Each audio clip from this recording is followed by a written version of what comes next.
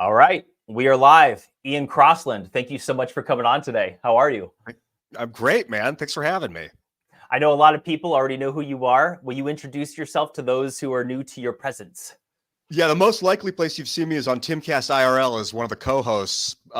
And also, I've been doing internet videos since 2006. I co-founded Minds.com with Bill Ottman, and I'm a musician and an actor. In addition to a lot of that stuff, it's been a wild ride, Jimmy.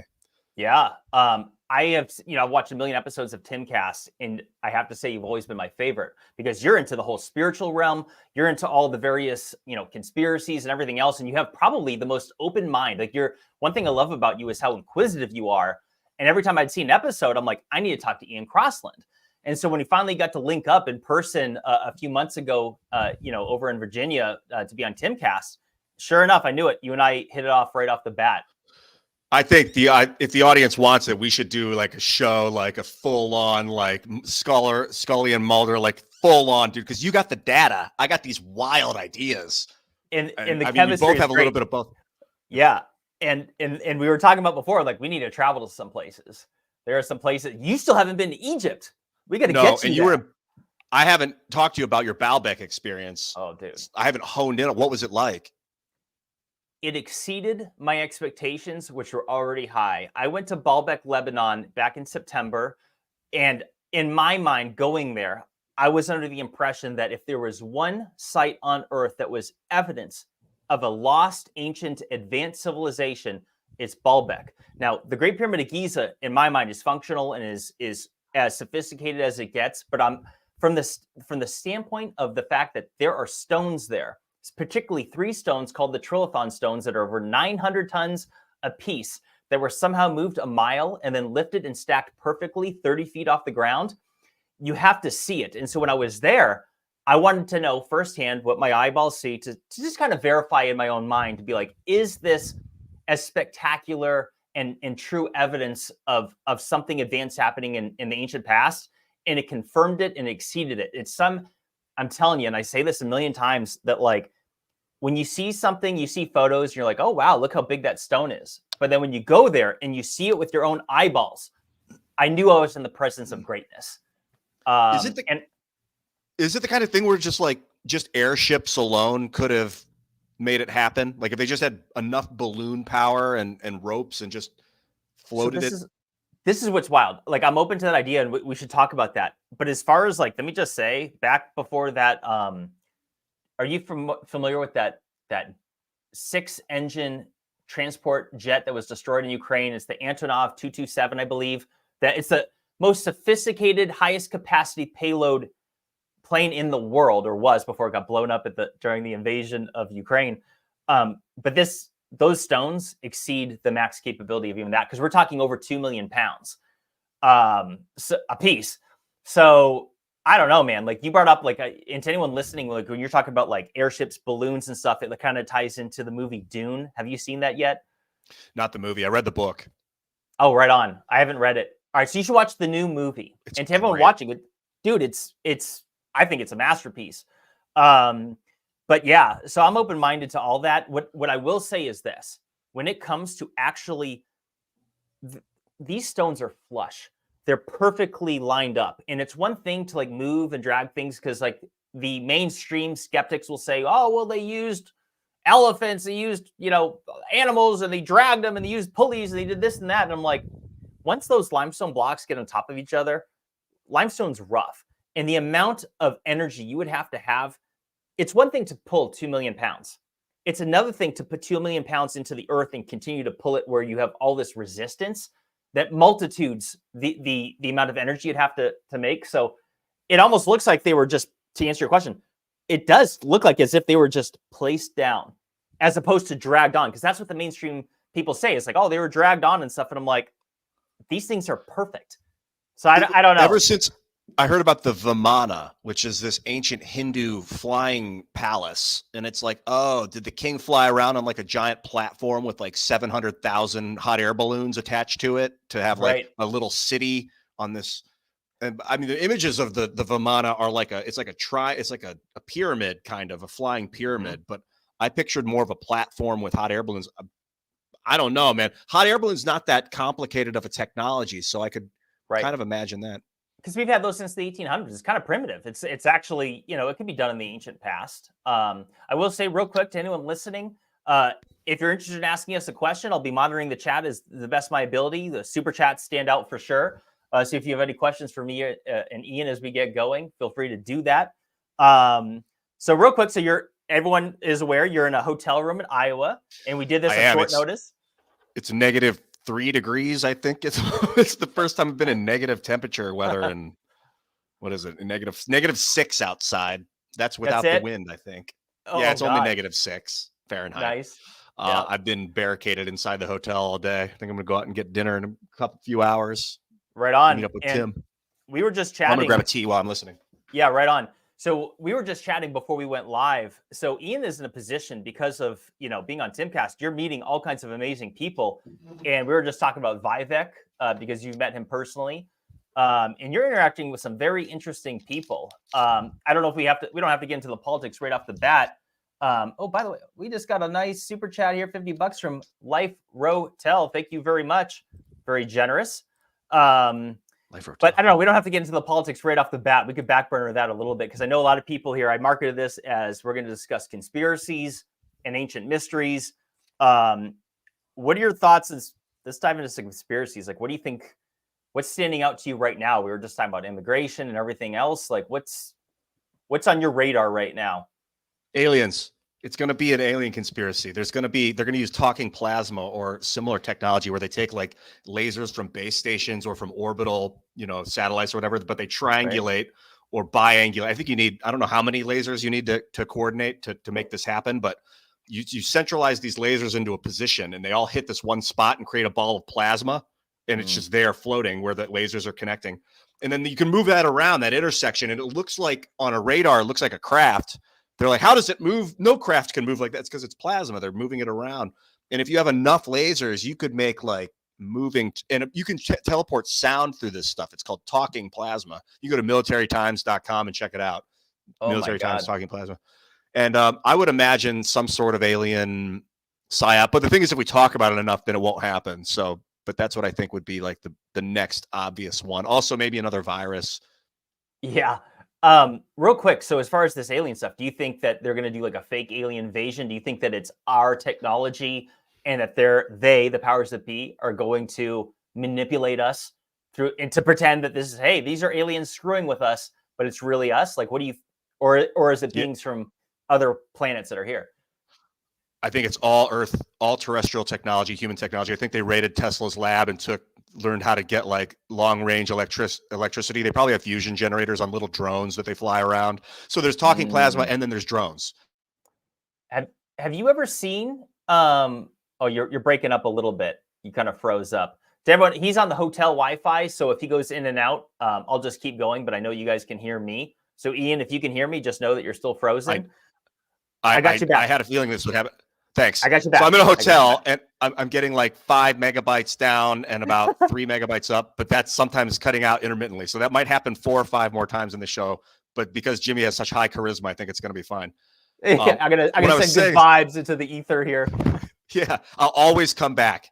It might just take like 10, 20 seconds. Yeah. That it's both. I don't know where Okay, I'm back again. That was fun. Yep. It's all right. Okay. Just keep going. There's both drones. If you cut out, I'll just keep going. Yeah. Okay, cool. I think so. It's basically, I don't know where I cut out, but that it's drones, like long range Tesla, either electricity that they're beaming to these craft, or they have fusion generators on board and they're flying drones around, and they're moving talking plasma around like a laser pointer.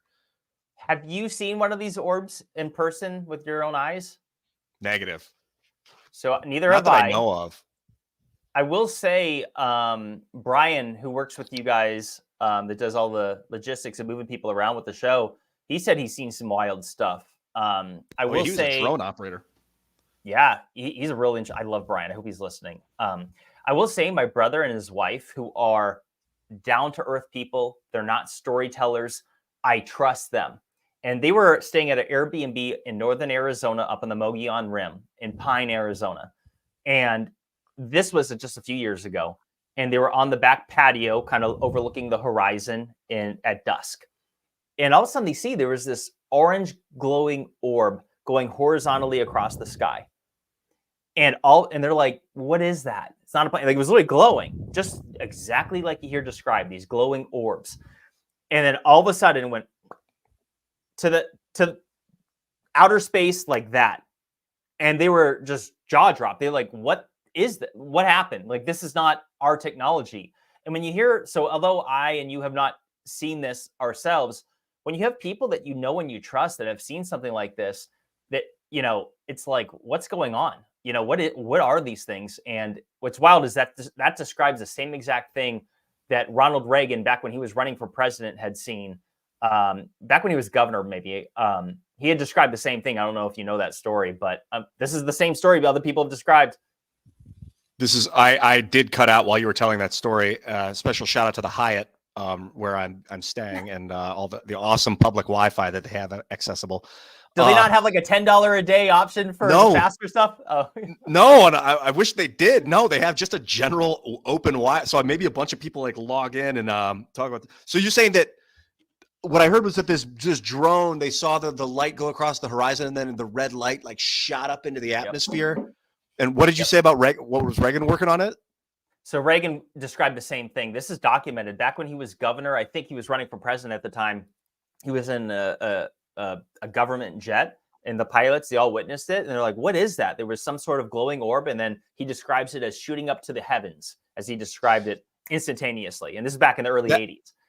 I think of that as talking plasma. Is like a laser show, basically. They're aiming lasers at a point and then moving a plasma ball and then just moving the point, like flip. So you take a laser pointer on the wall and just turn it up really quick. Then what is it? Is it like a device for observation, or is it just like, what is it? Why? Like, what's the point? Well, I know they can teleport sound through it. I think they can make it look like images too. They can teleport imagery through it. I to be honest, I don't know. It also maybe like maybe like a distortion technique, radar distortion technique. But there's also something called fairy lights. I think that's a different technology that you can actually make it look like almost that you can touch. Like if you get close to it, they'll start to feel like there's something there if you're pressing against it, because there's so much repulsive feeling. But I don't know too much about fairy lights. Well, and I've only read a little bit about talking plasma. When you mentioned fairy lights, it reminds me the same exact thing that I just described involving an orb. So Christopher Columbus, who did not discover anything, when he was on his journey across the Atlantic, have you heard about this? He described that there was a red orb that followed them for a period of time. Have you heard this? No. Okay, look into it. It's documented. This is not from Bob's website. Like, this is literal historical information that's in the archives. You can read it. It's in his log journal for the boat. He described a red orb following them. I don't remember for how long, but for a period of time. What? Well, see, as we have talking plasma from Earth, you can like triangulate lasers from Earth. I don't see why like an alien civilization couldn't do it from their planet and like point the laser at Earth. You just have to have a strong enough laser. But if you point it at Earth and then move it around, but that thing takes time for light to travel. And then there is quantum entanglement. So like there are other methods of teleportation than light travel. But to jump to aliens is like just such a leap. My mind isn't capable of allowing me to. I'm too skeptical. I gotcha. I would need some sort of evidence. The thing is that when people ask me what I think about this is how wild of an idea I have, is that I think we are the aliens. And I don't mean that from the standpoint that if someone is on another intelligent being on another planet, if they knew life exists on Earth, they would think of us as aliens. I think we're hybrids. I think that the human species is so bizarre that it would make sense that if you look at these religious texts that describe the Nephilim coming and breeding with the women on Earth, like, it would almost make sense that we're hybrids, because I'm like, there's some real holes in the arguments of evolution involving the human species, like particularly the cranial cavity and how much it shrank over a period of time that contradicts what we think we know about evolution. And I'm like, we don't assimilate with our environment at all. Like, if you look at all the animals and all the insects, like everything is like this ecosystem of like, nothing leaves a trace. It all like, death and rebirth, everything's feeding off each other. And like, if you look at a city from outer space, tell me it does not look like a cancer spot. we're like a cancer on this planet. I'm like, are we really from here? And I don't, you know, so I'm like, when people want to know what I think, I'm like, we are the aliens, and our overlords are probably living inside the earth or under the ocean right now, and they're the orbs. Oh, someone was just saying that the center of the earth is actually plasma. It's a plasma field, like the sun. It's like a mini sun, so that people could have been living in the hollow earth. Like the earth isn't necessarily all thick and like solid. There are probably gaps. I mean, there are gaps and caverns within it that like that might have been their sun for some ancient under. As above, so below. And it looks like you're cutting out. So the thing is that to anyone that's followed my work, and I talk about the Adam and Eve story, which let me give a quick shout out to Ben from Suspicious Observers. Him and I are going to be going. We were both invited. I got you back. You broke up a little bit, but I was going. I was just mentioning about the Adam and Eve story describes the interior of the earth as being a plasma. It's a sun. What's that? I can jump my local Wi-Fi. Let me try this. Yeah, do that. And I'll keep going. But I was just mentioning how Ben Davidson of Suspicious Observers and myself had just been invited to come back onto the Tim show, Culture Wars. You'll be on. Should be next week. I'm waiting on flight confirmation, so I'm not going to announce any hard dates on that because things change all the time in this world. But I was just mentioning. I see I got you back. You were breaking up a little bit, but I was just mentioning how Ben Davis and I. Oh, Ben Davis is coming too? Yeah. So I got the invite from great. Lisa. I'm waiting to get flight confirmation, and so he got the invite as well. She's like, we usually bring people on in pairs, and to anyone listening, we're going to be talking about climate change. We're going to be talking about the historical data that contradicts the narrative of what's being presented right now. But anyway, so that's what made me think of it, is that the Adam and Eve story, which I learned from Ben Davidson, that's what made me think of him, describes that the inner Earth is a sun. That's just what it makes sense. I mean, we have a magnetic field. I always wondered how like just molten iron would produce a magnetic field. And I guess if it's moving fast enough, it is magnetic and could sort of make a charge. But like, it's got, it always kind of was just like, okay, I accepted it because that was what I was taught. But it makes a lot more sense that it's so hot that it's become plasma. They don't know what they're talking about. And I'd like to point out, like, the Earth's crust is like 30 miles deep, and the deepest we've ever drilled into the crust is like 7 miles. It was done in Russia like a couple decades ago. So like, we really don't know. We know that there's something happening in the earth, that there's this constant movement. And the theory of like our magnetic field is that there's this clump of iron just moving around that's molten. But I'm like, we're essentially floating on something. There's something going on in the earth that we don't fully understand. I can wrap my head around that it's molten because like volcanoes and such. But inner earth is a whole wild thing. And yes, it is totally possible that there are beings living in there. And that sounds like some conspiracy nonsense to some people, but there's hundreds of miles, thousands of miles before you get to the center of the earth, and hundreds of miles in between that could feasibly be inhabited. I mean, they find these caves. I watch enough documentaries to see that there's these caves deep in the earth that have all kinds of animal life living in them, like roaches and various bizarre, insects. So it doesn't even have to be carbon-based life either. There's sulfur-based life at the bottom of the ocean that's like that lives off of sulfur vents, and like we're carbon-based life, but that doesn't mean it. So it could be other, silicon-based, I don't know, sulfur-based life in the planet for sure. Yeah. I learned about plasma like in high school, and I had a science teacher that told me there were only 3 states of matter. In high school, I was told that, and I'm like, there are 4 states of matter. Plasma. She's like, no, there's. I think that was her that told me that. I remember being told by a teacher that there were only 3 after I'd read that there were 4. So like this plasma thing's kind of relatively newly understood in the last 100 years. Right. It's I call it future science. Like, there are things that exist that we don't scientifically understand today, but like X amount of years from now will be common knowledge. And then they'll look back on us and be like, look at these primitive losers from 100 years ago that didn't understand plasma, So I think that we are, and by the way, I changed networks. I'm on my personal Wi-Fi network, so hopefully it's better. Dude, and let me know if it sucks. It's more crisp. People can leave a comment. It looks great. Beautiful. Thank you. You look handsome. Crisp and clear. So I think that we are hominid. I think that we're from Earth, that we evolved from the apes slowly over time by consuming mushrooms and inbreeding, that we went off into these small tribes and just fucked each other and then became human over and over and over. So it's like severely inbred species, wiped out the Neanderthal. but that I also think we're hyperdimensional and that we have access to like magnetic fluence and that we can alter, like there's no reason that we couldn't bring orbs onto the into witness, like that our consciousness, something is more in tune with like the magnetic fields of Earth and the sun and the galactic sphere, that we are likely bending light and causing maybe even plasma, because the way plasma moves is very interesting. It doesn't move like a cloud in the wind. It doesn't just blow around. It moves like it's sentient. Like plasma fields are like being innervated or something by external forces, probably photons. And I wonder how attuned our consciousness is to like controlling that or manipulating it. Real quick, someone just left a comment. Are you guys Masons? No. Well, let me not speak for you. Are you a Freemason, Ian? I'm not. I would like to be, though. No, it's devilry. Don't do it? Oh, is it? No. Secrets are not cool. And that's what that operates on. Secret societies. I'm sure there's plenty of wonderful Masons out there, but no, I am not a Freemason. And I'm of the policy that, because I know some high-level Freemasons, and they said that there's certain knowledge that they know about that they can't share with the public or people that aren't high-level Masons. And I'm like, full stop. No, this is 2024, and secrets are not cool.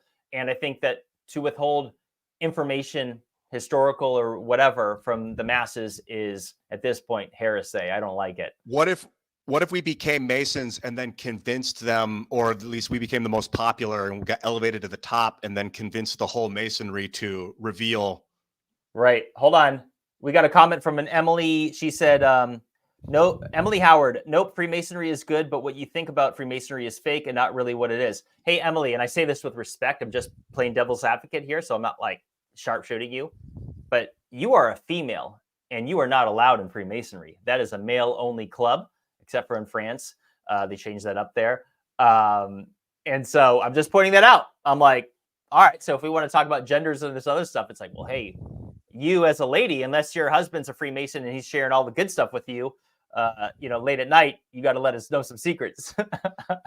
I'm just having what fun is too. Like, is it the Kabbalah that the Mason? I mean, I know you're not a Mason, so asking you is kind of like just throwing darts into the dark. I don't know, but like, what's the good stuff? I believe so. The core foundation of Freemasonry, from what I understand, is about preserving important knowledge that was once considered illegal in other places in Europe. I could be wrong. I'm not the best person to speak on this, but it's about preserving important sacred knowledge and passing it down, because at one point in time it would have got you killed.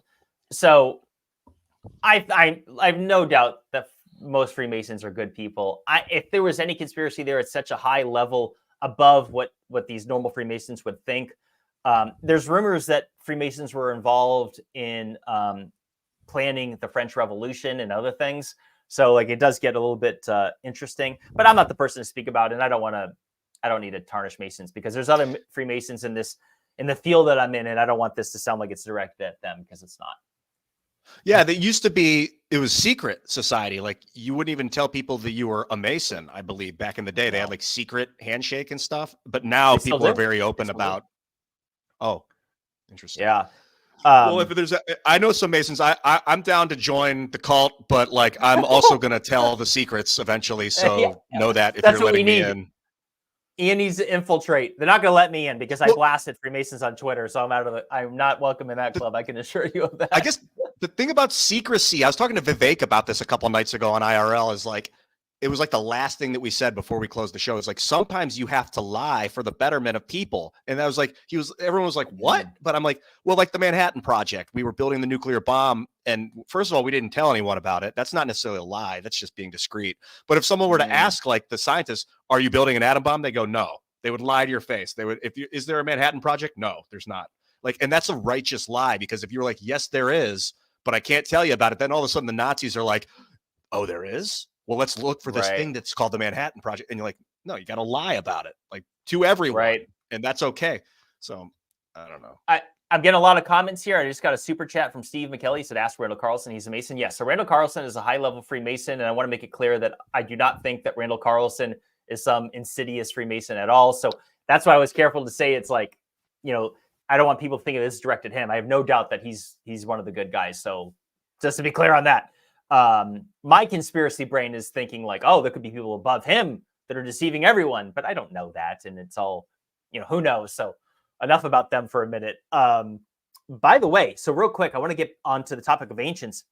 A lot of people saw these articles that came out in the last 2 days talking about this huge civilization that was found underneath the Amazon rainforest in Ecuador. 6,000 homes, entire neighborhoods, farms, roads, previously totally unknown, go back 2,500 to 3,000 years ago, more than 1,000 years prior to what was previously known, just discovered through LiDAR mapping, which is lasers that are pinged from the air and in space that over millions of times they identify structures underneath all the foliage that you can't see.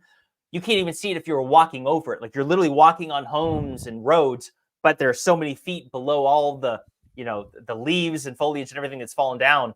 And this discovery is huge because it once again vindicates Graham Hancock. And you and I were talking about this offline. 5 years ago, almost, he was on Joe Rogan getting ready to announce his new book, America Before, where he was actively advocating for LiDAR mapping the entire region of the Amazon, because there have been little discoveries here and there in that region that identify that, okay, there's something, we're constantly finding things underneath the ground of the Amazon. And now it's been proven right. So I just want to give a quick shout out to Graham Hancock for being right for the 100th time. And meanwhile, mainstream archaeology had slowed down that process by years because they were like saying that it was a waste of time to even go look. Like, I can't even believe this. People that are interested in this, go look on Twitter, go look on X, and you can see like people are trying to like prevent giving him credit. And it's like, anyway, so I just want to give some homage to him because he was right once again. Graham is like the preeminent archaeologist on Earth. I don't even know if you could consider him. He considers himself a writer and a researcher. Journalist. But I mean, he's done. Yeah. But I will say I consider him an archaeologist just because of the way he's uncovered and inspired people and incited people to uncover ancient history. Like, and I don't know if you need to actually uncover like hard evidence to become an archaeologist, if it's actually about the study of the physical, or if it's more about just learning about ancient culture. That's archaeology. Maybe that's just more of a historian.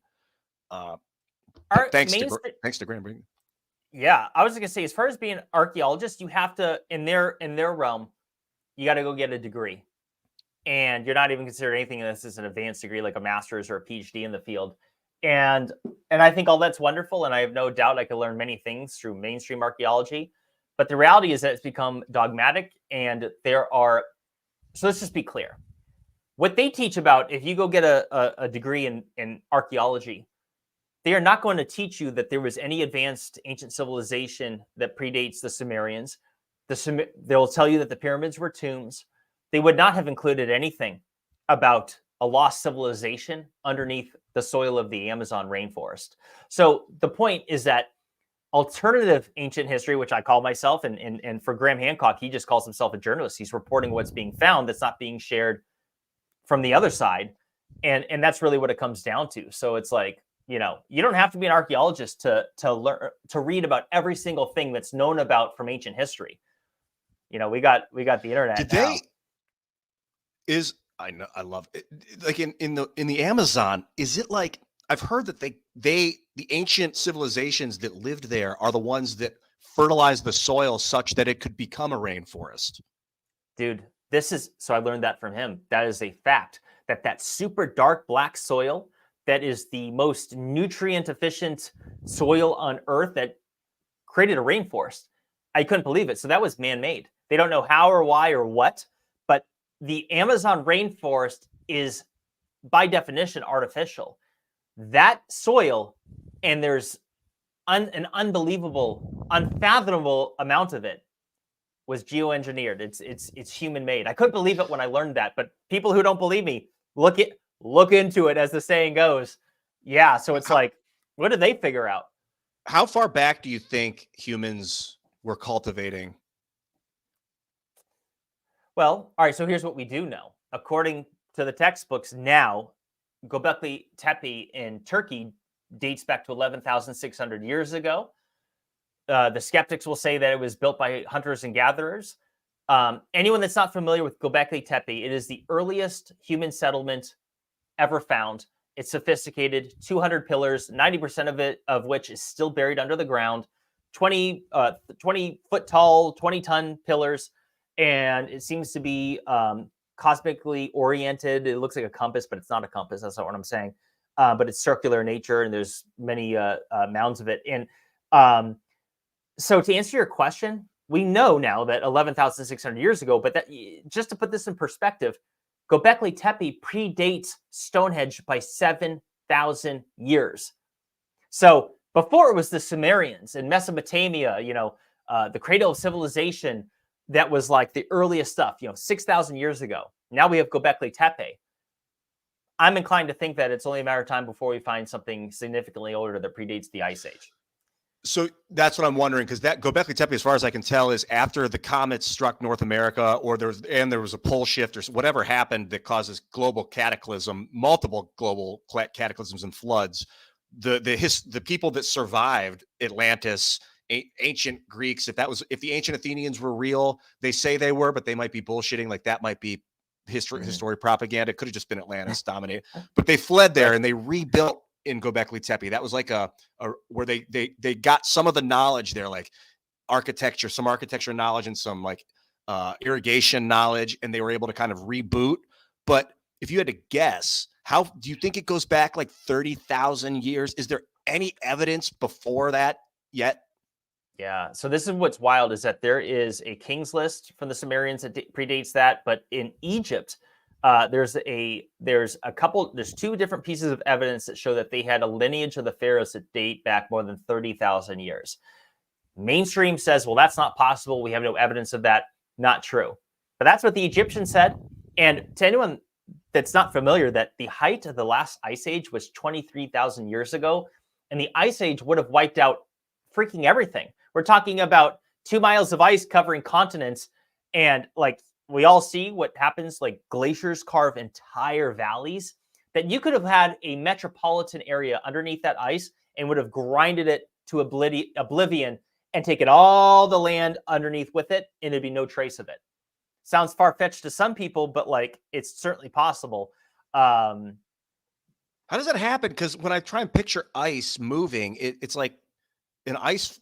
Would it have to be like some jerking mechanism that would like push it forward really far, really fast, and then it would stop for like 100 years, and then like something would happen and it would jut forward again? Or is it constantly creeping forward? Yeah, they describe it as moving like a slow moving river. So like just gravity, it's just like all that ice won't just stay put. It will slowly just move. And over time, that's what's grinding out the valleys. Like, northern Canada and through the United States, you can see some of the most beautiful landscapes that are now covered in pine trees were, in all these massive valleys. That was all carved by glaciers. And glaciers were created by however many years of snowing. The snow goes down, it creates layers, it freezes through being super cold, and it becomes just essentially packed ice. And packed ice is a wickedly powerful destructive force. A quick thank you to Lethal Trip. Oh, I didn't know if I clicked this, it puts it on the screen. Did that put it on all our screens? Yeah, I can see it. Oh, that's cool. I just learned something new. Woo! Hey, thank you, Lethal Trip.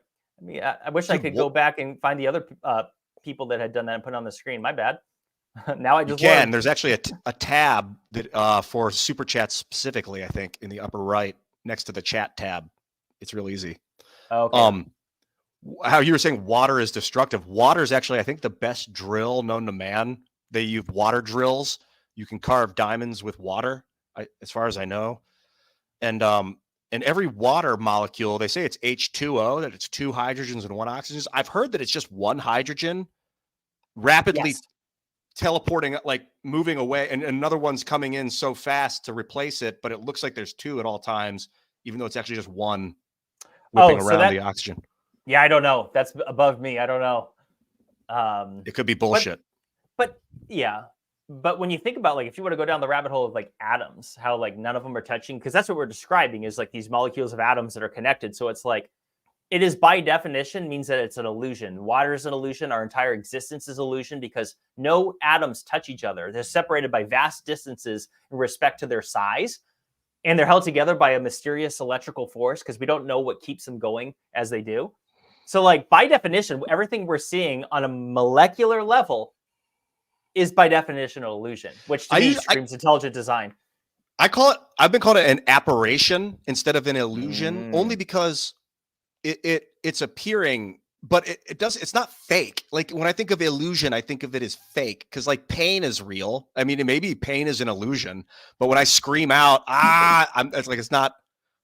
Is that also maybe that's also an illusion, but I've just been lately calling it an apparition because I think of it as when we think like we're moving through space, we see this three-dimensional momentum, but really what's happening is we're appearing in place because these atoms are turning, and then we're just appearing in a new position. Like if we're in a three-dimensional superposition, we're just appearing at any given spot in the superposition at light speed.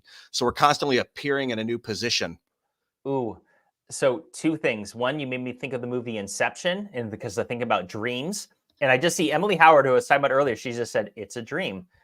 Have you seen Inception, Ian? Yeah, but I fell asleep. I think I tried to watch it twice. Okay, just once. Was it many years ago or more? Yeah, recent? It was like in 2009. Okay, when it came out, I wasn't interested, and I didn't understand the hype.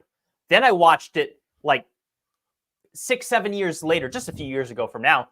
And I watched it. I had did an edible, and I was like, "Oh my god, I get it now." And I was just talking to my girlfriend, like, "We need to watch this," because she had saw it when it first came out and wasn't interested. And I'm like, "I know." So I think you should re-add that to your list because now where you are with all your thoughts and theories and like spirituality and questioning the universe, I think that it might resonate a lot differently now. Because I was just talking last night. I'm like, we need to watch this. We need to watch it. I was thinking about maybe watching it tonight. In the movie, you've seen it, but you've seen it. So, in the movie when like reality starts to rupture, almost like it starts to vibrate and tear itself apart. That's like, I don't know if you've ever lucid dreamed, but if you're in a lucid dream and then you start to wake up from it slowly, if it doesn't happen too quick, you see it starts to vibrate and rupture it's just like Inception, just like that movie. All right, so I have lucid dreamed a few times, but I was gonna say when you describe that, when I've done 2 DMT trips, and you've done DMT, correct? Oh no, you did. I only puffed on it. I've only sipped ayahuasca and puffed on DMT. I'm about to go down the whole rabbit hole. So I did 2 puffs of DMT 2 separate times. I couldn't make it to the 3rd puff. I did this totally alone. I made it myself. This is a few years ago in Boise, Idaho. I was living alone. I was looking for answers in my life. And they all, if you research this, they say you got to do 3 puffs. 3 puffs is what gets you blasted off. But what I can say is that from the 2 puffs that I did, I experienced a few things. One, which was I heard the pop and this loud pinging sound inside my head. It wasn't like tinnitus. This was it's like there's a noise. Sounds crazy, but that's how I would describe it. But what I saw is that, so I did this laying in my bed, like sitting up, had the pillows, just sitting up at the baseboard. And I swear to God, the room was going womp, womp, womp, womp, womp, womp. Just vibrating. And then I moved, then it stopped vibrating like that. And then I started seeing geometric patterns, just as what everyone else has described. But what I saw, and I don't need to get into it right now, but I saw a goddamn pyramid. On God, this is what I saw. I saw a feminine being. In fact, hold on one second. While I tell this story, I'll finish the story, but I just realized I have to do my little ad reads. I can't forget to do this. So let me read these off real quick. It'll only take a minute, and then I will go straight over and to finish that story. So half a second here. The first one here, Ian, if you'll bear with me, is Brickhouse Nutrition's Field of Greens. Better nutrition is a key to health and longevity, and a healthy diet could even help you avoid health risks that run in your family. Field of Greens is my healthy superfruit and vegetable habit. It is the only fruit and vegetable product that is literally promises better health. At your next checkup, your doctor will notice your improved health or your money back. Do your vitamins or green drinks promise better health? No. Each superfruit and vegetable is in Field of Greens was doctor selected for a specific health benefit. Some support your health, your heart, lungs, and kidneys. Others support metabolism and healthy energy and weight loss. Look, if you're resolved to get a better health in 2024, it starts with Field of Greens. I got 15% off your first order and free rush shipping. Visit fieldofgreens.com and use promo code BRIGHTINSIGHT. That's promo code BRIGHTINSIGHT at fieldofgreens.com. I highly recommend. I've tried this stuff myself. They sent it to me, and it actually was really tasty. So real quick, let me just read the next sponsor. If you guys will bear with me. And guys, just so you know, like these companies, I vetted them. They're actually legit. They treated me good. And they, more importantly, are American made and support freedom of speech. And it turns out like it's organic stuff. It's healthy. And so I'm like, okay, this stuff is legit. So I'll go ahead and support them. They're supporting me, but they are a sponsor. So real quick, That stuff in my I put it in my smoothies. It's so good. I'm gonna go to it the is actually good. I couldn't believe it. It's so good, dude. Yeah. I feel so good. It's got that magnesium in it. Yes. And magnesium has all kinds of benefits. So real quick, let me just present this one and you guys bear with me. I'm gonna get back to my DMT story. Okay, here we go. So this next one is Biooptimizers. January is here. Can you believe it? How are you doing with your New Year's resolutions? Mine was pretty easy, to focus on my well-being, which I've been doing various different things. And we all know that that the foundation of well-being is good night's sleep. So if I could share just one thing to improve my night's sleep and well-being, is taking the number one mineral for that, which also helps me personally on so many levels that I can't even describe. And as you just mentioned, Ian, it is magnesium. I am taking magnesium and it is breakthrough for Biooptimizers. The 7 different forms of magnesium in this supplement are involved in over 300 enzymatic reactions in the body. Pretty much for every function in your body that gets upgraded when you take magnesium, from the quality of your sleep to your brain function, from metabolism to stress levels. And let's face it, even if your 2024 resolution is not to focus on your health, as it is mine, how are you really going to be able to achieve all your goals without quality sleep and stress management support? Really. So do yourself a favor and make magnesium breakthrough part of your daily regimen this year, and go to biooptimizers.com/brightinsight now and enter promo code brightinsight to get 10% off any order. Again, that's biooptimizers.com/brightinsight, promo code brightinsight. The links and for both of those are in the description and the pinned comments. Thank you very much for letting me read that off. Now let's get back to DMT. I love it. Before you tell me DMT, can I say something about magnesium? Please. Dude, yeah. At the center of every chlorophyll molecule is a magnesium atom. It's fascinating, dude. It's just like right at the center of, and chlorophyll is like the base of plant life. It's like it's magnesium, dude. The way magnesium interacts with light, I don't know exactly, but it's the center of chlorophyll. And it looks kind of like the THC molecule, the chlorophyll molecule. Right. It's amazing. And just everyone listening, this was not planned. You didn't know I was going to mention magnesium. This was these reads that that I was to do on this thing. And so the fact that you just mentioned magnesium right before I read it, it's like, this is a real life testimonial. So again, to everyone listening, this supports me. And as you can hear from me, and it actually works. I've tried it. It does work. I think when you have magnesium, just magnesium powder, and you get it wet, it explodes. Like people throw magnesium water, like that kind of potential energy in that chemical is fascinating. That's what we need in our body. That's what I'm talking about. Give me that mag. Yeah. Calcium, I hear cal mags are really, calcium goes really well with magnesium. Apparently, I don't know. I'm not a doctor, but I hear. Hey, bro, you got that good mag? You got those cal mags, babe? Hey, yo, text me if you want that good mag. MAG. You know what I'm saying? Yeah, text MAG. Okay, tell me this DMT thing, man. You saw Pyramid? All right, so this is on God. This is the truth. This was in 2018. I was living alone in Boise, Idaho. I had just got divorced not long before. I was going down this deep spiritual awakening. And I had just, was getting into my YouTube channel. It was starting to take off. And I was just looking for answers. What I wanted to do was an ayahuasca journey. But I'm like, I can't travel this time. And so I'm like, well, let me try to make some DMT. I went on eBay and bought the root and the bark, the mimosa, and what's the other one called? Doesn't matter. And then I looked on YouTube and was able to find a video of someone making it so I could learn how to do it, because I was reading instructions online and I couldn't figure it out. I'm not certain directions. I'm like, okay, but this isn't making sense. But when I see something, I'm like, oh, I can do it. So I made it. And I don't know if the fact that me making it and using my own hands with it made a difference. But what I saw, let me describe exactly what I saw. And I actually recorded myself. Like, I set up a camera and a tripod.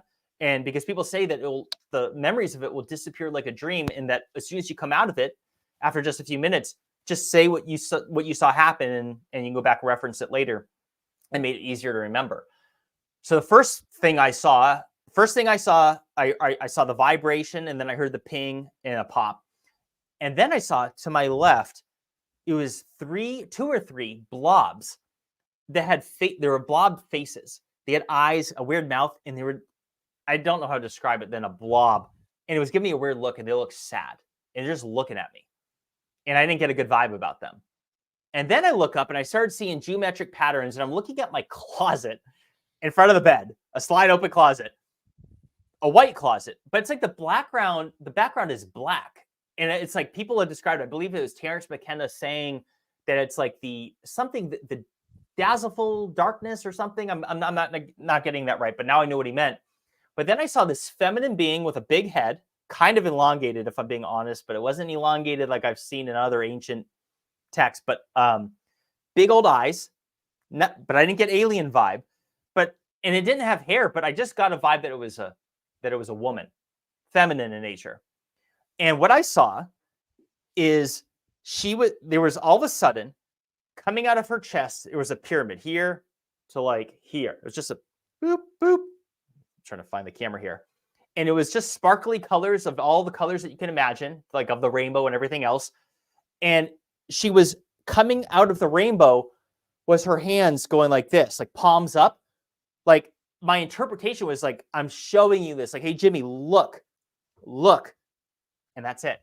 This whole thing lasted 3 minutes because I timed it because I had it recording. And I know people thinking right now, they're going to think, oh, well, Jimmy's into the pyramids. That's why he saw it. I'm like, guys, I was depressed at the time. I was literally, I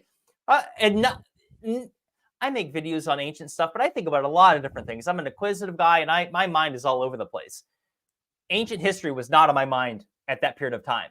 What was on my mind at that period of time was answers. And what's so wild, just to finish this story, is that fast forward over 2 years later, I'm on the Giza Plateau with a gentleman named Yusuf Awiyan who does tours there. He's the son of the late Hakim Abdel Awiyan, who was in the Pyramid Code, and he teaches Kemet about the Cometians, who are said to predate the Egyptians. He's a wisdom teacher. And what his father told him, because I asked him, like, what do you think the pyramids were? And what he said is that his father said, the pyramids are us. And I instantaneously, without thinking about the DMT trip, thought of the DMT trip. I'm like, when this feminine being was showing me a pyramid coming out of her body, and he said that it's us, and I don't know what he meant by that, Ian. I don't know. The man has passed away. What does he mean by the pyramids are us? I don't know. Is it a code? What is it? But so this is like these bizarre synchronicities, and people listening can think whatever they want. I'm just sharing exactly what I saw and how I perceive it. I don't know what it all means, but I also felt inclined to share it with other people. I'm like, what? What do you make of that? I have two paths of I want to go down, but the first one is, what is chematology? But I want to hold that one for after I ask you about the frequency. You said there was a pop, and then you heard a tone or some sort of tone. Do you know what frequency it was? Because I'm getting into the Rife. I just got a Rife machine, and if you don't have one, you should get one. It's where you plug in your phone, you pick a frequency, and it runs it through like I don't know if it's some sort of generator or thing that like then converts the noise into, then it runs it into this copper coil that's like wrapped in this with like 12 points, this like 12 pointed star. And then the copper just vibrates at that frequency, and you can feel it. You can even hear it. Some of those frequencies you hear it like, I could find it because I have this app on my phone. You can get a tone app, and it's all the frequencies from low to woo to ding, like really annoying to so high that you can't even hear it, but your dog will. It's really fun to play with. It's also fun to do. Oh my God, I shouldn't even tell this story. Back when I learned it from a buddy that was in the military. Years ago, I was in the military, over 10 years ago. And if you go into like a latrine, a bathroom, when there's like dozens of other people in there, you're sitting on the toilet, you press the ping, and like people will freak out because you can't tell the direction it's coming from. It's a prank. But anyway, so in it, I can assure you that one of the frequencies in there would be what I heard. It was super high pitched. I would know it if I heard it, and maybe I have to do this again. But yeah, I guess with that device that you have, there'd be a way of establishing it. It's just super high pitched, and it's loud, and you can hear it. It's not tinnitus. I experienced tinnitus years ago. It since went away, but I know the sound of tinnitus. And this was not it. It literally, your hearing is picking up on something. It's not like a thought sound. It is one of the most bizarre experiences I've ever had. And what's even more bizarre about it to me is that Terence McKenna had explained this. He's somebody who'd done lots of psychedelics and described the DMT trip. And so what's bizarre is that the way so many other people have described this trip is exactly how I experienced it, which is so weird. I love frequencies in general. If you're doing sensory deprivation, when you have like no sound, you can hear tone. Like there's like a tone that's constant that like we get desensitized to. Yeah. Have you done sensory deprivation tanks, saltwater float tanks? No, I would love to. Okay, Ian, is there a place somewhere in town where you live? I will literally gift you a guest pass to go try it. So back when I was in Boise, I was really headed down the spiritual path, and it was Joe Rogan that convinced me to go try sensory deprivation tanks. And you hear it when you're in there. You're right, like the sound of, and keep in mind, it's totally dark. There is no sound. There's no feeling. You're in body temperature water. You're just floating. It's like being in outer space. But there is that low, it's like that picking sound. It's weird. But you of all people need to try this, because I had got some of the most profound ideas. Like it helped me in my career. I got ideas for videos just laying in there for an hour. And if you do an hour and a half, or especially if you do an edible while you're in there, it is like honestly a profound experience that will benefit you. One, it's scientifically proven to reset the central nervous system, so you come out of it feeling really, really, really good. But on top of it, I am an ADD person, if there's such a thing as ADD. But I'm a fidgety person. My mind wanders 100 miles a minute. I'm all over the place. 1 minute I'm interested in this, and an hour later I'm looking at this. But in there, you are forced to have nothing but your thoughts. And if you sit in there long enough, you will have profound experiences. And by the way, one last thing before I hear your thoughts on this, is that because all the salt has magnesium, it absorbs into your body. So it's physically beneficial for you. You have to do this. You have to. And I'm dying to know what your thoughts on it are. I was told by Corin Nemec, who is a Freemason, that that's what the pyramids were. They would go into these sarcophagi filled with salt water, and they would cover themselves and then blast off into these where you send your consciousness across the universe. What is this called? Cosmic dancing. I'm not sure there's a term for it. Where you cycle your vision. Yeah. There's a specific word for it where you someone leave a comment, help us out. Yeah, you guys know what I'm talking about. And apparently that's what they were, was like these sensory deprivation generators. Yeah, it was like remote viewing. We got a comment. Someone said remote viewing. There's another term for it too. The remote viewing is, I think, what the CIA calls it for sure. But like these stargates that the Native Americans would stand in these circles, and it would let them teleport their conscious. Yeah, astral projection. There's astral projection chambers. Interesting view, commenter on Rumble. Thank you very, very much. Tina Rockwell, Toasty Dizing, a bunch of other people, actually. I can't even name all of them. Oh, wow. Tons of Casper. Thank you. No name. All these people. Dancing.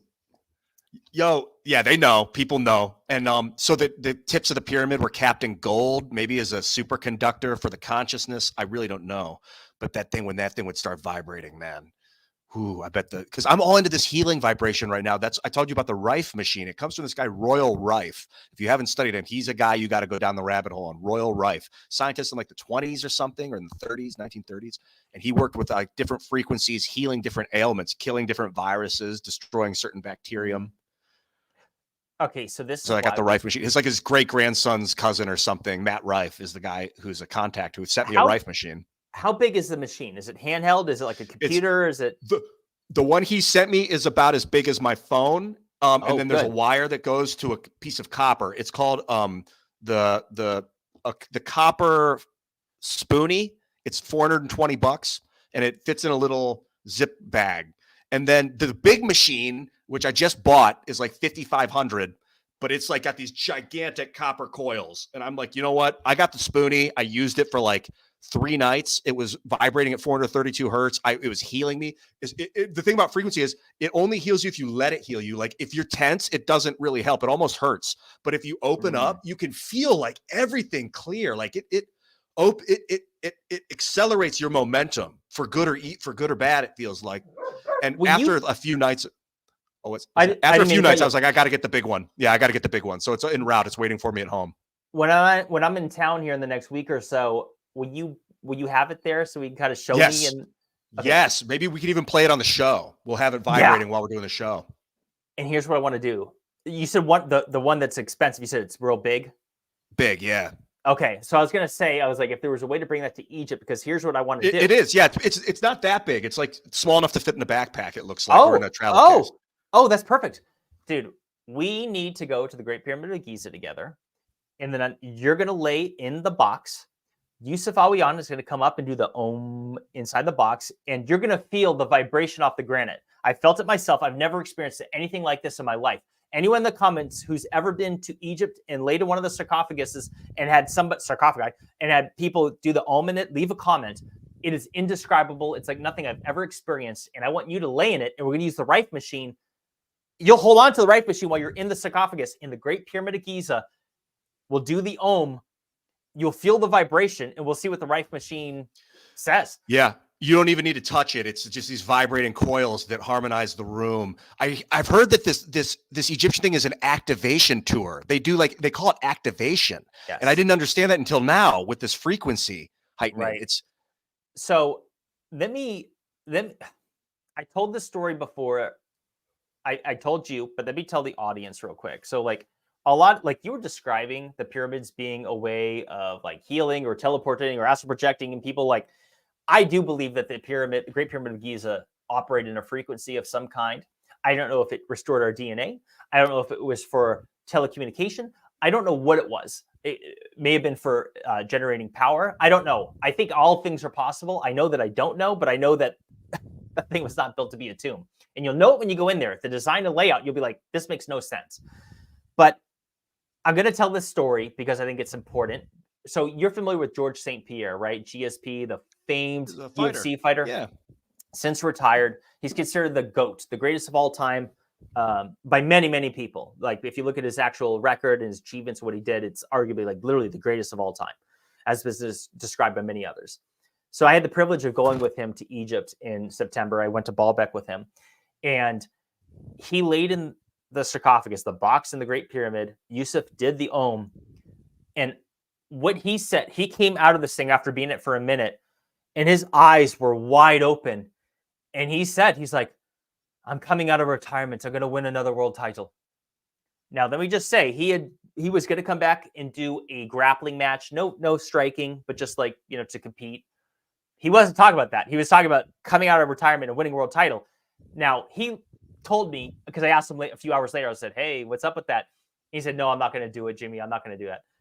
He doesn't want to get in the head anymore. He's not doing it. But what I'm trying to describe here, the point, the moral of the story, so to speak, is that he was in the sarcophagus vibrating.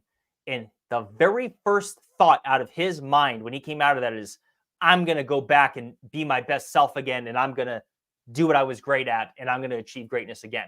That's what essentially he was communicating. And I'm like, it was just, I felt like I witnessed something very special happen in that moment, because that's the first thing that went through his head. His eyes were wide open. This UFC champion. And I'm like, and so I'm like, hearing someone like that, with like, it's very rare. I was so blessed to be around him. He's such a nice, sweetheart guy. Anyone in the comments that's heard of GSP, he's just as nice in person as you could imagine. I traveled with him for 5 days, and I'm like, oh my God, this guy is everything he thought he would be and more. What a generous, nice guy. But the fact that this is what he said, coming from a legend like him, like that's the first thing that went through his brain after laying in a box that vibrated in the Great Pyramid. I'm like, there's something to be said for that. Yeah, it sounds like activation. I guess it's a matter of sustaining the activation. That's obviously a challenge too, because once you leave the vibration, it's like, well, I can feel the things. Is there electricity in that chamber? Like, can we plug in to the wall, or because the big machine needs to be plugged in, as far as I can tell. The little ones you can charge up and carry them around with you. There is electricity. There is no outlet. There is electricity running into it because they have lights as well as an air conditioning unit in there. I don't know for sure. I'd have to go back and reference my videos and my pictures to see, like, could you plug in? I'm under the impression no, because I just remember seeing cords. I'm like, here I am in the Great Pyramid of Giza, there's fucking cords you're running through it. I'm like, this is silly. Plus, they have a camera in there too, up top. But so it's possible. How much electricity does this run on? Can it run on a battery pack? I haven't tested the big one yet. The little ones are on a battery pack. You charge them up, you get about 30 or 40 minutes of them. So we could use the little ones. But the big one, maybe we could just bring a little generator, like a solar powered DC generator, AC DC generator, and plug in while we're in there.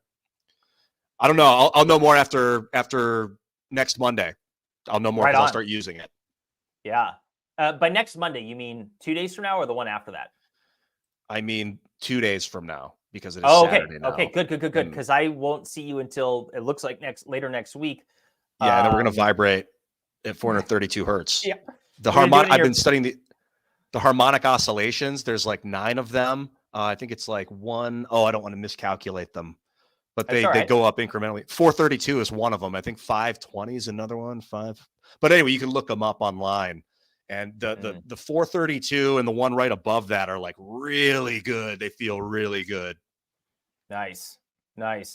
Dude, hey, by the way, quick shout out to Rumble. They got us on the front page here, my friend. We got a good amount of I people. love that. Dude, what good people at Rumble. Chris Pavlovsky is an amazing human. This website is such a blessing. Dude, people like that are listening on YouTube that like, why do you want me to go to Rumble? Like, there are things that have happened behind the scenes involving censorship that I haven't shared with everybody because I'm trying to be a professional. But they are a free speech platform, and I've had the pleasure of meeting him in person, Chris Pavlovsky, the CEO. And I'm like, these people are for real. They're wonderful people. The whole team. And people need to realize that like we're living in dangerous times. If you say something that's too truthful, they go like this. They cut you off your channel. They get rid of it. It's happening. I saw you talking to Roseanne about that when you were on her show. What was a few days? I didn't watch the full, but you were like, there's a joke about the truth is like poetry, and everybody fucking hates poetry. Right. That was good. Anyone listening? Roseanne Barr, legendary queen of comedy. She has a podcast on YouTube and Rumble. I was just on with her. It just got uploaded a couple days ago. Go check it out. I put a link for it in my community tab and I blasted it on social media. But if anyone listening to this didn't know about this, go to Roseanne Barr podcast on YouTube or Rumble, and it's the latest upload. And honestly, not only did I feel like her and her son, Chris Pentland, and Roseanne and myself had great chemistry, but the comments are kind of validating it. Like it's getting a really good reception, which I'm so thrilled about because I really, really admire her.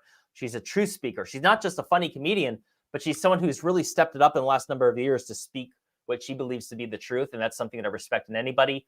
And not to mention, I agree with her almost everything. And so I just recommend, hey, you go check that out. But yeah. Also, her son, Jake, like I think you might have said Chris, thinking of Chris Pavlovsky, but Jake. Oh, no, Chris Pentland, or excuse me, Jake Pentland. Did I say Chris? Jake Pentland. I think you did. It was quick. Dude, he's awesome. I want to go vibrate with those guys. Dude, him and I really hit it off. So like during the podcast when you were in town here for the Turning Point, a few weeks ago, dude, him and I really hit it off. Like we're like real life friends now. Like the three of us should do a podcast together. Yeah, dude, that'd be awesome. Yeah, he's fucking great. He reminds me of my friends from high school. Yeah, he's hilarious. He keeps it real, and not to mention he's somebody that has changed his. Like he talks about, he's like, I was a Democrat, all this, and like he's come like a 180, and he's just like full blown conspiracy. He went from like not believing conspiracies to like full down the rabbit hole. He had a full awakening. So, what do you do with meditation personally? Brother, I don't, because I'm too ADD. So let me tell you this. When I was doing the sensory deprivation tanks in Boise, I did it because I was trying to get into meditation, and I really struggled. It's hard to go 10, 15 minutes with it. But so what I did was I bought a monthly pass that allowed me to do one float tank a week. And so I started doing it. I went once a week for like a while. And that was my form of meditation. And I would do it. I started off at an hour, and then I learned that an hour and a half is the sweet spot. And there's so many benefits. It resets your central nervous system, like as I mentioned earlier, the magnesium intake. But like when you're shoved in there long enough and it's dark and it's quiet and you have nothing but your thoughts, you kind of go into this trance. And that was the most purest form of meditation I've ever had in my life, happened in there because I was forced to. Brother, it is so hard for me to just go lay down in the middle of the day and try to focus and meditate. I wish I had the mental strength to do it, but I'm like, it's really hard. And I know there's thousands of people listening right now in the comments that like know exactly what I mean. It's like, I get things out of meditation, but it's so damn hard for me to do it, which is why it's so funny we're talking about this. I've recently started exploring to try to find a new saltwater sensory deprivation tank place here where I live to go sign back up again. Cause I'm like, there was a piece of my life there that was very enhanced when I was doing that. that I'm now starting to see that I need to revisit, because I was the most productive when I was doing that, making videos and such. It's it's interesting you said 90 minutes because that's the REM cycle. Uh, from what I've read, when your brain is in sleep mode, every 90 minutes you'll go through a cycle of Oh, some sort of cycle. And so if you want to take a nap, make sure it's in some increment of 90 minutes. So like an hour and a half, 3 hours, 4.5 hours, 6 hours, and you'll purportedly get the best rest out of it because you're not breaking a cycle. What if that had something to do with that 90-minute meditation? that's interesting. Ian, I'm telling you right now, I will buy you your first, because it's not cheap. It's like the price is very $60 a session. It's not cheap. If you buy in bulk, if you get a month, like you get like a deal. But if nothing else, you should at least go a few times. The first time's a little awkward, and you will be out of your comfort zone because you're essentially lying naked in a huge bathtub with 1,000 pounds of salt that's closed, and so you're out of your element, and it's kind of awkward. So the first time, because I did a lot of research on it before I did it because it was really out of my comfort zone. And what I learned is that everyone that successfully went down that path has said, if you're going to do it at all, buy 3 passes, go 3 times. Don't judge it the first time, go 2 times. And then before you say you're not going to do it again, just do it one more time.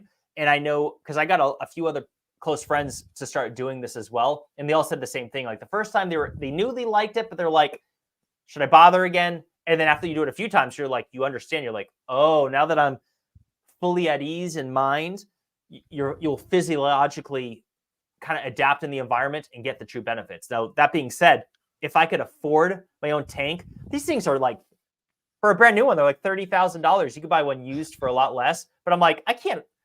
I want to buy that someday. I know Joe Rogan is all about that. And he has that. But I'm like, I would do it a lot more if I could do it in my freaking spare bedroom, right? Like, I don't want to have to drive someplace and do the whole charade of getting naked and laying in some tank. It's like Tim looked at buying. He looked at buying one, but I was doing some research, and you need a room where it's not going to corrode, where like the vapor's not going to corrode stuff in the room. So like tile instead of like, there can't be like open wiring or drywall or whatever. Right. I looked at putting it outside, and that looked like not really a good idea. So we kind of just won't be able to keep it at temperature. It's a lot of upkeep. Do you know if Tim has tried it? I think he has not. I don't know for sure, but I think he's not. I imagine he would have mentioned it, but I don't know for sure. I think he's not tried it yet. Follow up, dude. Yeah.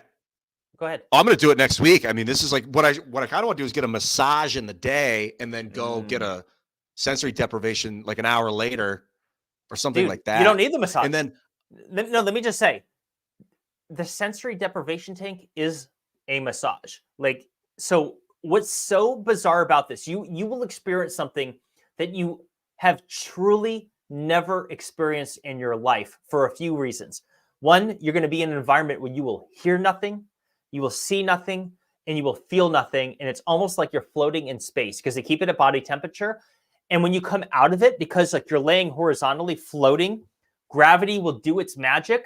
And it almost feels like you got a massage. Like it's like your spinal cord is like naturally stretched out. Like, it's like you lay in bed and you're taller technically in the morning by like a fraction of an inch or something. I mean, get the massage first, but I'm like, the first time you go in there pure and natural without the massage. Because I'm telling you, you come out of it feeling really good. I hope people are leaving comments. My God, like I haven't looked at the comments in a few minutes. Like people, if you've used a sensory deprivation tank, tell Ian right now what your experience was. Yeah, I want to hear it. First time I go, I'm going to just go pure. And then the next time I might bring the Rife machine and tune it to like 432 or some 230 hertz apparently is a really good one too. It's like an anti-acidity frequency I've heard. Oh. I was doing that in a stretching, and the recovery of the stretching was rapid. Like normally it's sore for a little while after the stretch, like 30 or 40 seconds. I need to kind of let it rest. But this was like, I don't know if it was like doing something to the acid in the muscle, but it was like way easier to recover really quick, shockingly quick. It was weird. I would be super curious to know, because like people like you and Tim inspire me, because like you guys are on your best game. Like you guys are grinding, you're busy all the time, you're working hard. And like I said, when I was using the sensory deprivation tank, I was the most productive I had ever been in my life. And I was conking, firing up videos weekly. And so I'm trying to get back into that. It's not easy, guys. But I'm like, now I need to make some adjustments to do all the things that I once did to get me back on my best game. So with that being said, someone like you and Tim that are on your grind, I'd be super curious, just for the sake of posterity, to know what you get out of it after using it a few times. And I almost would encourage Tim to look into trying to find a way to get one. I know it's not easy, and it's a pain in the ass. You have to make changes in the household, but it's possible. It's possible. Yeah, I think once you use it too, you'd be way more likely to want to buy one. I really want access to one. Other things that are fantastic are sauna, which it doesn't get me inspired like vibration does, but it heals like immense healing properties. It's a steam sauna. We have one at the house, and it's like, you go 3 days in a row in that thing, you're just dripping, like you just like total detox mode. And cold plunge. You ever do a cold plunge? I just recently got into it. Now I got sick, and then it's been a few weeks since I've done it, and I was just talking about doing it again. So I've done it several times, and I could not believe how good this was. This was the hardest thing, Ian. Like, I am one of these people, so I have the ginger gene. I was born with strawberry blonde hair, and it is scientifically proven. I didn't know this till not long ago, by the way, that the gingers are more heat and cold bothers them more. So for example, I was always the kid that took a half hour to get in the pool, step by step, because it's like so much. So for me to finally do the cold plunge was literally the hardest thing I've ever done in my life, or at least top 3. I'm not kidding when I say that. It was hell to get into this thing. And then the benefits of it, the dopamine rush I got out of it, I felt alive. I felt so good. Yeah, I hungered for it literally in my gut, in my stomach, for like the next day, like 20 hours later. I was hungry for the cold. Literally, I felt in my stomach was like, I want to eat that temperature. I want it like I want food. It was an awesome feeling. Awesome. I've never in my life felt that for anything other than food before. It was wild. Indescribable. Is this something you're doing on a regular? Do you have a cold plunge out there? I did it once. Luke's got one at his house, Luke Rutkowski, and I'm going to do it the next time I go. I haven't done it yet at his house. He always tells me to do it. Do you know what temperature he had it? I don't. I think it was at 54 degrees or something. Okay. There's different temperatures. I hear high 30s, low 40s. I've started off doing mid 50s, and I got down to the 40s. I still haven't done one in the high 30s yet. But what I will say to people listening, so the scientific, to people who want the what's known about it is that going into the cold plunge, they say that the most ideal is like 39 to 41 degrees, but the temperatures vary for different people. Like, for example, I got the dopamine rush doing it at 54 degrees. So it's all good. And so essentially that your brain, it sends you to a fight or flight mode. And when you sit in there for 3 minutes, this dopamine is released that is from the same chemical, or it's the same part of the brain that's activated when people do cocaine. So, but it's natural. So you feel high on life. You feel so good. You feel energetic. You feel focused. And someone like me that's like ADD and all over the place, I'm like, oh my God, I got out of there. And I was like, this is phenomenal. And I was addicted. But I've been ghetto rigging it. So I don't have my old cold plunge, but the house that I'm renting has a really awesome master bath that's like 70 or 80 gallons. It's huge. And so when you go in it, what I do is I fill it with water, and we have a chest freezer, and I have a bunch of 1.5 liter bottles of frozen water, dozens of them. And I throw them in there for like a half hour before I jump in, and it plummets the water another 20, 30 degrees. And so it's ghetto, but it works. You got to wait for them to refreeze again. But what I want to do is get a sponsorship where I'll market the cold plunge because I believe in it so much. And then they send me one because I'm like, should I buy one? They can be kind of pricey depending what you get, but that's what I really want to do. Oh, that'd be awesome. There's a video of you doing it is so entertaining. I have a video on my Instagram of me doing one. The one Luke took it, Luke Rutkowski. Yeah, if you take some videos, that's a good idea, dude. Yeah. Is there a company in particular you know of that does really good ones? I think there's one that does like the best or something. So there are some that are super high end. I know So the reason why I went down this path is because I remember seeing people that inspired me. Joe Rogan, Dana White, George St. Pierre, they all do it. And so I know a company, icebarrel.com, that George St. Pierre promotes, and it's only like $750, $1,000, whatever it is, which is because some of these, these go for 4,000 or 5,000 if you get a super, super nice one. But you get one that's more cost effective. But no, I cannot recommend one because I just don't know. What I will say is that these people like Joe Rogan, Dana White, George St. Pierre, other people that are truly living their best lives, that are on their grind, they preach about it. They say they use it every day or virtually every day, and they start their day off with it. And it sets their focus through the roof, calms them. And to be honest with you, when I used it, it made me feel so, this will sound silly, but I'll just share because it's the truth.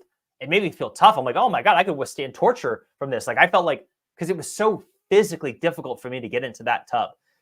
And then having done it, you feel like you conquered something.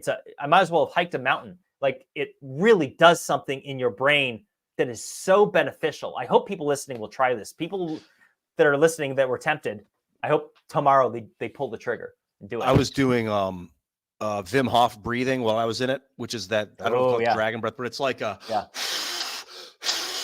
right. Just keep doing that. It raises your body temp. And like people were like, oh, they were kind of impressed by, but that's, if you ever fall into cold, really cold, just do that. Like start to I did steam. That. I know the Wim Hof that you're talking about. I didn't do it like that. I did. I just basically go, you just breathe in and it just, through the nose, hopefully, because it's easier to go through the mouth, but you're supposed to do nose, I think. I'm not sure. Or maybe it is the mouth. I don't know. It's supposed to be in through the nose, out through the mouth, but I don't know. Breathe in, breathe out deep, and it unbelievably makes a difference. Totally. I heard if you don't have access to a cold plunge, I think Andrew Huberman might have been talking about it. Neuroscientist, brilliant dude. It might have been Andrew. It might have been somebody else. Just a bucket that you put your head in, an ice bucket. Just getting your head in the cold, or it might even be your face. But I think getting the head in there gives you a lot of the benefits of the cold plunge itself. Apparently, it's like just a cheap. Anyone in the house can do it. You get a mixing bowl, fill it with some ice water. That sounds like hell. Yeah, it sure does. But you overcome hell, man. You are Dante. I never read that book, but did he make it out of hell, by the way? Or was the whole? I don't know how many layers he went down. I can't. My high school or my senior literature teacher in high school made us read it. I don't remember much about it now, but it is interesting you bring that up. Yeah, there's different layers of it. I don't remember. I don't know if he made it. I feel like he did make it out. But I don't know for him. Sure. Who was his guide in that book? I could be wrong. It may have died in there like everyone else. Yeah. What's next, man? Atlantis? Well, what are your other recent discoveries? Because I haven't talked to you much about it in the last 3 months. So the things that I'm working on now. So the most important thing that I've worked on is what's coming up now, and it involves. I don't want to share too many specifics because some people will copy me, but it involves climate change and history's cycles of catastrophe on Earth. That's my next video, and I intend to have that done before I come out.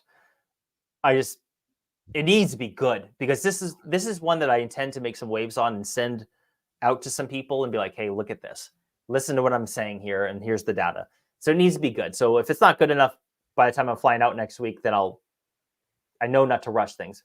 But there's that. So I'll hold off on the key details just because it is something that other people may want to go down. But after that, I want to do pole shifts in Baalbek. Pole shifts to give a comprehensive report, so to speak, or presentation, I should say, on pole shifts. Here's the evidence. Here's what we know. Here's what's conspiratorial, and just lay it out so all can comprehend. And then I want to talk about the Baalbek stones and give a comprehensive presentation to show that, hey, here's what I consider to be the best example of a lost ancient civilization. After that, I want to share some lost maps I found of Antarctica. So these are all things I've been working on, and a few other things behind the scenes. I'll, of course, revisit the wrist shot in Atlantis. I'll go there at some point. I told you before, I was working on a documentary deal with that. It's not looking promising at this point for it to ever see the light of day. That's a whole other story. I don't really feel like getting into it at the moment because it's a little bit, there's just different things about it I probably shouldn't share publicly, but we'll see. The pole shift stuff though, like how do people like measure it? Is that measurable? Oops. Oops, hold on, I messed with that thing here. Yes, so well, it's in some ways measurable. Like it's measurable from the standpoint that we have scientific evidence that it's happened several hundred times that we're aware of over the last few million years. We know that we're like 200,000 years overdue. We are able to establish this through. So when volcanic rock solidifies, or when pottery is hardened and solidifies, wherever the magnetic north was at that exact time is exactly where the compass will continue to show. It's like a time machine. So if you take a compass around volcanic rock, that's old, ancient, you'll see the compass move right in front of it. And it's showing you exactly where magnetic, or is it true north? No, magnetic north was at that time. Where's the true north? Either way, you'll see the compass move to where the poles were. Oh my God, hold on. Tony Heller. I've been following. Everybody follow Tony Heller on Twitter. I just saw this super chat. Would be a very good person to have to talk about climate change, modern history, the data. He might also have information about the Younger Dryas boundary and cycles of change. Thank you so much for this comment, Kay. Not to like get myself sidetracked, but like he's somebody I've been studying, and he is providing hard data that proves exactly where, like, because like they're saying like, oh, this is the hottest summer on record. This is the hottest year on record, the hottest month. He's showing that these data points are fabricated and that it's not true. And I follow up. I'm looking at his data and I like Google. I'm like, so this guy is like the number one follow on this stuff. Some of my data will include some of his, I think. But not to get sidetracked. But I just saw this pop up just now, and I'm like, he was somebody that was in the back of my mind when I was just sharing what I was working on. So it's kind of interesting to see this comment. Anyways, where was I? Or you go ahead. Go ahead. I'd love to go hard on Tony Heller and just understand more about him. But like, I'm thinking about when you're talking about magnetic north, like the pole shifts of Earth, when they move, is that because our orientation towards the center of the galaxy is moving, like the wavy arms of the spiral are going up and down, and as it goes down, the magnetic north twists over, or here's what so first of all, they'll say it has to do with all what's happening in the center of the Earth. What I'm curious about is that, like, for example, the Earth is tilted at 23.5 degrees. That is a mystery. Nobody knows why that is. In fact, almost all the planets in the solar system are tilted at different degrees. Some are like totally like half over. I don't know if it's Neptune or Uranus. It's like 7 degrees. It's like wild. So I'm like, to answer your question, I've heard Elon Musk talk about in the past how galaxies have collided that would have sent ours through a loop. And so I'm thinking that there's something. Why wouldn't our solar system be influenced by what the galaxy is doing? So like, I think it all go hand in hand. Maybe pole shifts are the result of what happens with the galaxy. Like, people have suggested that pole shift will happen once our orientation in the cosmos of this galaxy cross the galactic plane, the middle, what do they call it? The dark portion. I'm drawing just a blank in the moment. Cool. Event horizon. It's dark something middle, different. the supermassive black hole Sagittarius A. That's not what I'm thinking of. It's the galactic rift, the Great Rift, they call it. It's so when you look up, like, you're on a dark night and there's not a lot of city lights, and you see the dark portion through the middle of the Milky Way. So what's wild is that is like some unknown cloud of whatever that's allegedly blocking out stars behind it, and it's called the Great Rift. And so some people have speculated that maybe there's gravitational forces. I might not be describing that right, but when our portion every 13,000 years or whatever crosses over, is when we cause us to flip. I don't know if that's true. That's what some people suggested. Oh, but like, it goes exactly with what you're saying. Like, that's what some people have speculated. So when the poles shifted, they literally flip. North becomes south, south becomes north. Is that how it works? Like a compass will point. I've never heard of a compass pointing south. That's why I'm asking. So this is what's wild. There are two things to be said on this.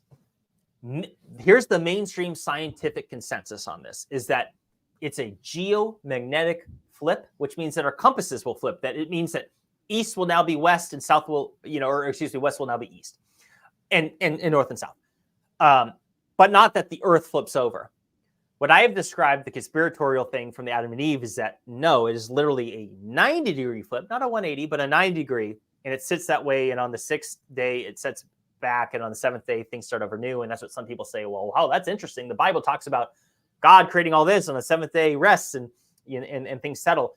What I will say is that these people in the mainstream literally have no idea what they're talking about when it comes to geomagnetic pole shifts, because they'll say that it should not be cataclysmic. It might cause some telecommunication and satellite communication systems and electrical grids fallout on Earth, which to me is like, okay, well, that is cataclysmic. If our lights go out, if our satellites go down, if the entire internet goes down, our way of life has ceased in that moment.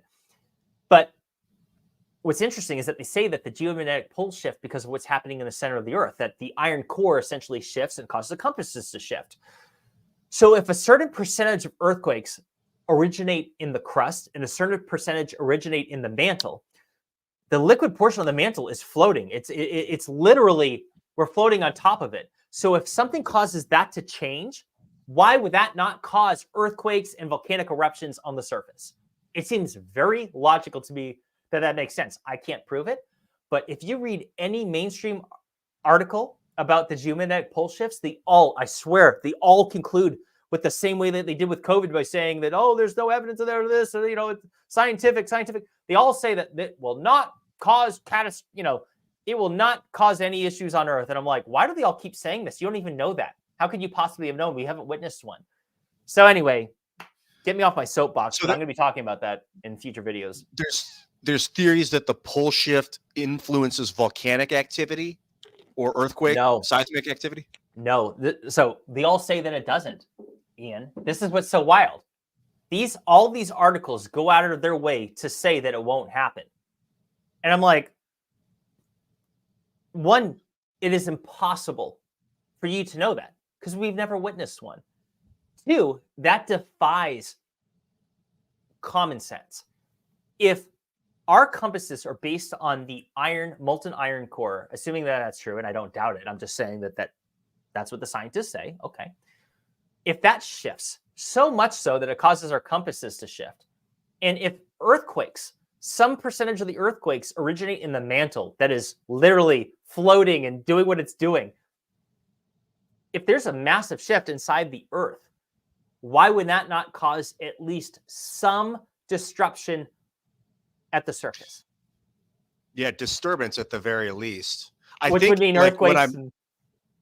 When I'm talking about it, I'm like, I don't want there to be earthquakes or volcanic eruptions. So maybe that's why they're saying it won't happen. Don't panic. Everyone just keep going about your business and pumping the economy full of high fructose corn syrup, whatever the fuck's going on. Yeah, eat it. Your TV dinner. Make sure you microwave your plastic. Definitely microwave plastic. It's good. It's fine. Yeah, that's whenever they say like, yeah, I order these factor meals and I have been microwaving them in plastic. It's just such a bad move. Like, don't do it. Don't do it. Do it in glass, in porcelain. Just dump it out on a plate and cover it and do the whole thing. It's been scientifically proven to release carcinogens. And even ones that they say are microwave safe, they come up with those figures based on what the scientific consensus is, based on parts per million that are released. Every time you heat, for example, people listening, never use Teflon non-stick pans, even though they're lovely. Never use hard plastic utensils to stir your meals. They say that they're safe. Bro, our cancer rates are skying like through the roof. They keep increasing. And it's like, in my mind, the most likely situation is because it's what we're consuming. And I believe it's because we're releasing, like there's plastic in our blood. And it's more than just drinking out of this plastic water bottle, which I virtually never do. I do on my live streams because it's here, it's ready to go. And that way I don't spill it, knock it over, and I can seal it. So it's not something I do on a regular basis. Bro, you got to take that stuff out of there. It's causing cancer. Dude, I got these metal water bottles for the road, and they come with a built-in filter. I was so tired of it's a Brita filter. Hell yeah! I'm so tired of drinking like sink water out of random hotels in metropolitan areas with all the pharmaceuticals in the water.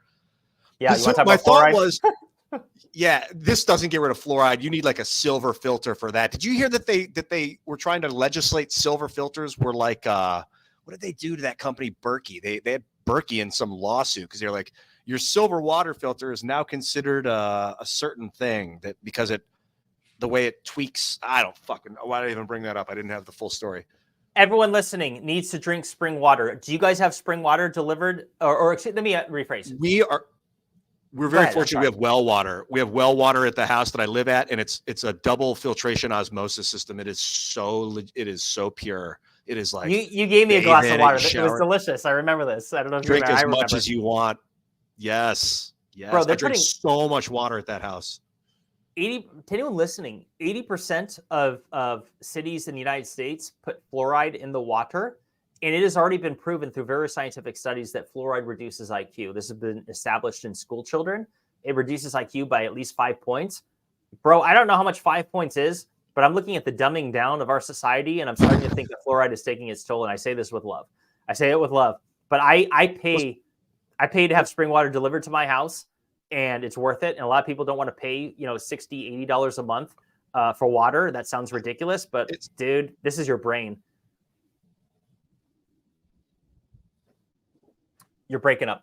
I got a buddy, Jason Page. He sang the original Pokemon theme song. Facet. Can you hear me now? Is this a little clearer? You're perfect. I did just you're perfect. Shut out and back in. Awesome. You're good. My buddy Jason Page will go to the mountain and like get the spring water directly out of the mountain spring. He'll like drive up there with a bunch of jugs and fill them up, and then bring them back. I think that IQ. He's awesome. I'll introduce you to him someday. He's a fascinating dude. He's the guy. He sang the original Pokemon theme song, so his voice is well known by the masses. That's hilarious. Brilliant, loving human being, Jason Page. Yeah, he's so great. But the fluoride thing, you said it reduces IQ by 5 points, and I imagine that's compounding. Like it's not just like 5 and then it's done. It's like over the course of a lifetime with the average amount of fluoride intake.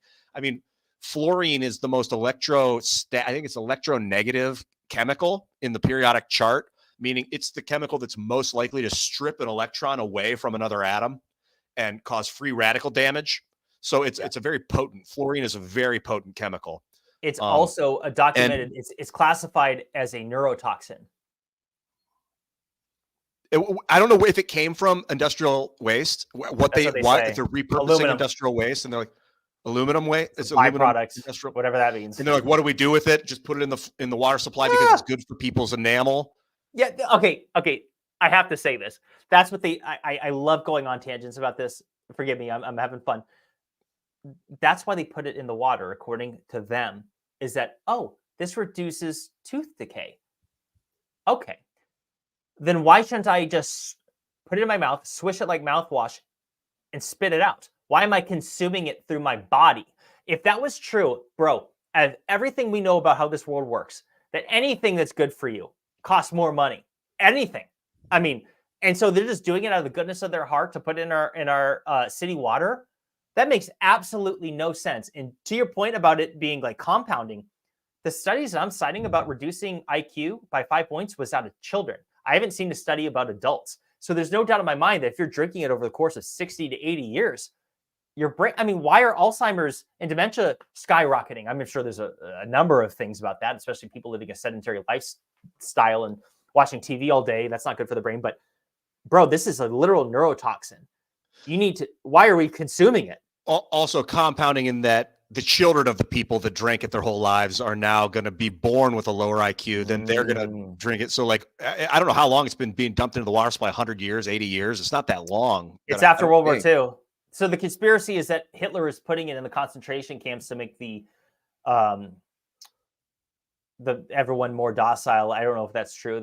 Maybe that's not true. I don't know. I wouldn't be surprised if it was the Nazis that had figured out, because they were doing all kinds of technological things that were advanced at that time. What I know is that, like, bro, if there's anything I understand about this world, is that if it was good for your teeth, they would bottle it.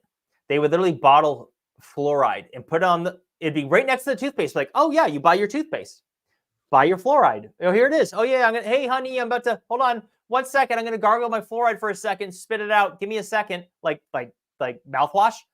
The fact that they're not bottling it, the fact that they're just throwing it in at the goodness of their own hearts into the water supply for you to consume and piss out makes no sense. But here's what they say. Because I've researched this, they say, well, come on. We're putting such a small amount parts per million that it's not going to have any feasible effect on you. You're fine. Trust the science, bro. It's so gross, dude. I started brushing with toothpaste without fluoride, Tom's, like fluoride free. But what I'll do is I'll have a fluoride toothpaste that I'll use every once in a while because it cauterizes the enamel. Like if you ever start to get some decay and you do the fluoride on, it gets hard, like hardens it. But it's so bad for the endocrine system. I think it's probably good like once a week or something like that. Like I do the same thing. I use non-fluoridated toothpaste, and then occasionally I use the fluoridated stuff because there's no doubt in my mind that it actually has some benefit. I just think that scrubbing it into your gums twice a day, every day, might take its toll. It goes through the skin. It goes through the blood-skin barrier. Like, does it actually calcify the pineal gland? Because this is something I've been told for the last 15 years. So I don't know. That's the conspiracy. I haven't seen. So I used to say this. Yeah, calcifies the pineal gland. I wouldn't be surprised, but I don't know it. I haven't seen like a specimen that shows like, look, here's a prime example of somebody we knew. You know what I mean? So I'm like, it's possible it's not true, but there's no doubt in my mind it's having cognitive effects. It is a proven neurotoxin. It's proven to reduce IQ. That's all I need to hear. And plus, I just know it. There's something about it. I'm like, why do they? All right, here, you really want a conspiracy? Who's selling and who's buying the fluoride? Where's that coming from and who's making the money? You ever drive down like some like millionaire neighborhood, like some gated community, and you're like, okay, that must be a plastic surgeon, that must be an orthodontist, that must be a lawyer. But all these other houses that are worth tens of millions of dollars, like, what are these people? You ever wonder what these people do for a living? I want to know who the people are that are selling fluoride because something tells me they have a big house.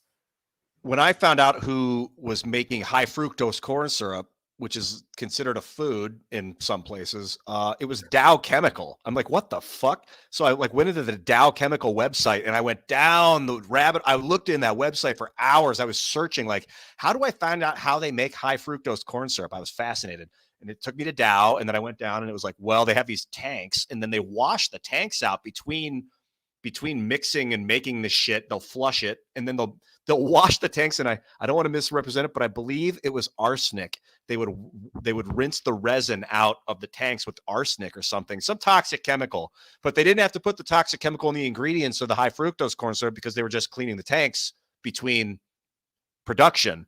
But like, yo, that shit's going to get in the production. That's kind of gross. But that was just like, so who's making the fluoride? I don't know. If it's chemical waste, it's who's pumping it out. One big uniparty. I would love to find out actually. We just got a funny comment from a guy, Scott Bramley. Drinking fluoride for your teeth is like drinking sunscreen for your skin. Yes. Do you even use sunscreen? Fuck no. I don't use it. Yeah,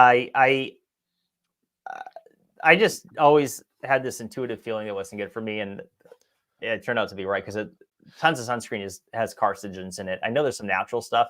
I just know that like my pasty white skin should just get limited amounts of sun here and there. And like when I go to the beach or whatever, like be in the sun for a little bit and then cover myself with a towel or a shirt and then kind of just. Oh, also eat more green vegetables, that magnesium. Cause I swear what it seems to be is if you get a ton of sunlight, you're like, oh, I'm going to burn. If you don't eat meat, don't eat sugar, don't eat that stuff that has high acidity, eat green vegetable only.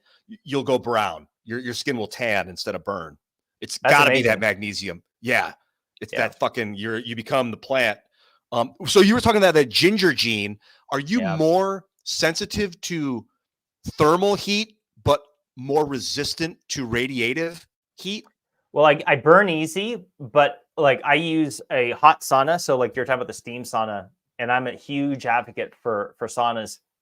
I've only used steam saunas a few times, but I'm not a fan of thermal infrared saunas. I'm into those are radiative, not non-thermal. That thermal's more is just like steam. That's thermal. I love that. Convective heat. Yeah. Real heat, all natural is the way to go. Real quick, I just want to read off a super chat from Thought on Fire 222. National Database for Local Springs. Findaspring.org. Thank you for sharing that. I hope more people will see that. But to answer your question, like awesome. Yeah, I got to look into that. But yeah, like anything that stresses your body is good. And that's why I've taken a more holistic approach in my life. Is like natural is the way to go, baby. I'm gonna go to the. I don't want to stress my bladder. I gotta go to the bathroom, but I'm still listening to you while you're explaining. Right on. You please go. We'll wrap this up in a little bit because I got to go really bad. And I'm going to keep drinking water because I'm parched because I'm talking. Real quick, while we have a little moment here, are there any super chats? Does anyone have any pertinent questions? Because I'm literally toggling back and forth from Rumble and YouTube to read comments, and they're flooding, so I'm missing a vast majority of them. Fresh Prince. No, I do not have to do that. I just have to pee.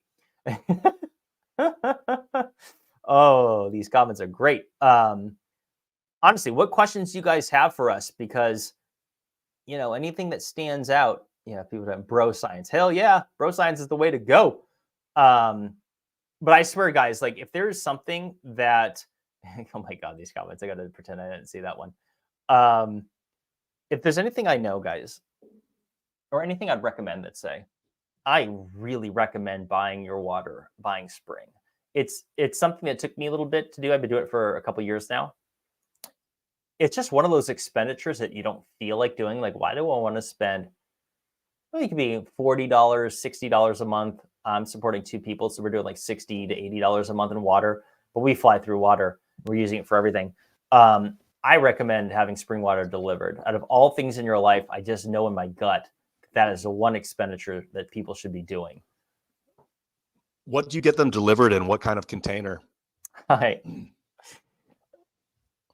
5-gallon plastic jugs. Why do you have to ask that? Because the 5-gallon the glass jugs are like $30 a bottle, and I can't afford it. Whereas the plastic is like $8 a bottle.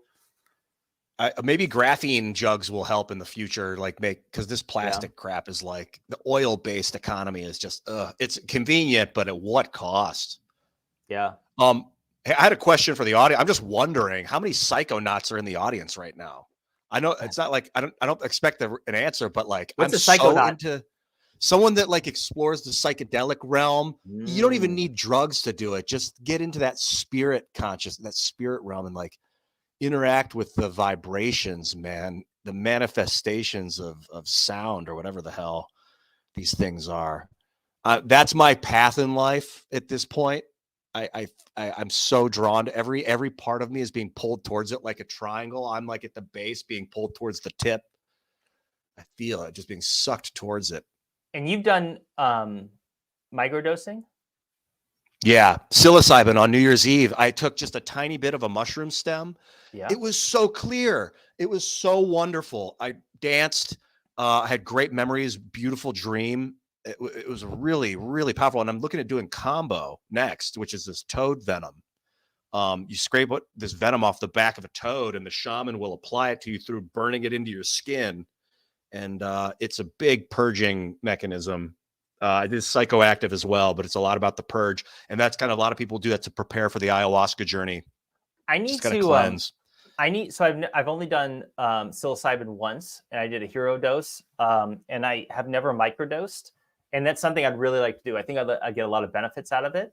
And I just need a hookup. I'm like, I've thought about making it myself, but I do some research, and a lot of people fail. It's like real difficult to get it. You got to keep it just the right humidity and temperature and all that. And I'm like, I live in Arizona. It's not legal out here. And of course, I do not condone illegal drug use.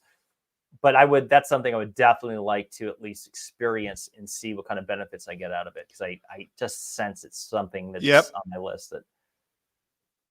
The micro dose is so amazing. Being able to control that dose so it doesn't get weird, and like it's literally manageable. Like you can just use it and go about your business as normal, and you just have better memory. You went better fortitude, oh really? Better regeneration. Yeah. You went look. Yeah, no one would know. Harder. They wouldn't they wouldn't think that you're like on something, so I could like do a little bit of it. No. And, like... If you do the dose properly, dosage. I tried to microdose LSD, and I would get these little gel caps and cut them into like quadrants, and then I'd cut them into eighths, and even that would be too much. I'm like, I don't know how to microdose that thing. You need to like a chemist to make sure you're getting it. But the mushroom itself, like if you just take a little clip of the tip of the mushroom and just eat that, you don't even know. It doesn't even feel like you had any. Wow. Nice. I got to look into that.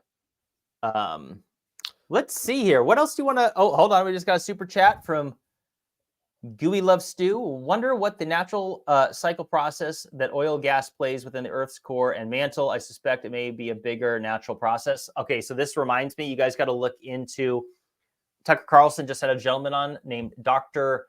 Willie Soon from Malaysia. He was at Harvard for 31 years. He just left, and he is speaking out. And he brought up the fact that Titan, Saturn's largest moon, has an abundance of gas on it. And it's like, wait, if quote unquote, fossil fuels were supposed to come from plant and animal life that has since died off forever, eons ago, why is it found in other places? Did those places have dinosaurs and mass vegetation, or is it a natural process? And I have heard, and I can't remember where, but that there's some people have suggested that oil is produced naturally in the earth and it's reoccurring. It's just going to keep going. So I can't speak to it, but that's all I've heard.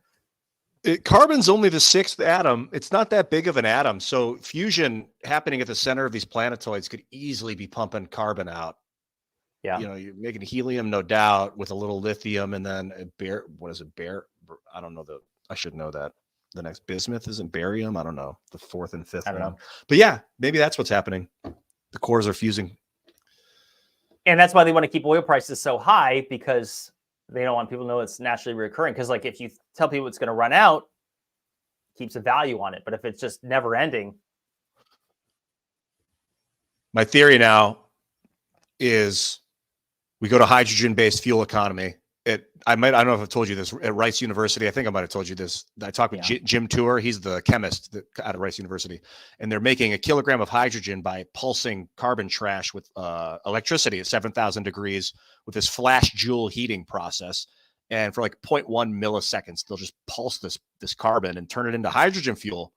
And then for every kilogram of hydrogen fuel they make, they get $4.50 of graphene powder byproducts that you can sell. So you're actually profitable making hydrogen. Then all this oil from the oil industry, they're like, we don't want to lose our dominance as selling our oil. Well, okay, we'll turn your oil into graphene by hitting it with flash joule electricity. So it's like, I think it's like we've solved the economic crisis. At least that's my plan.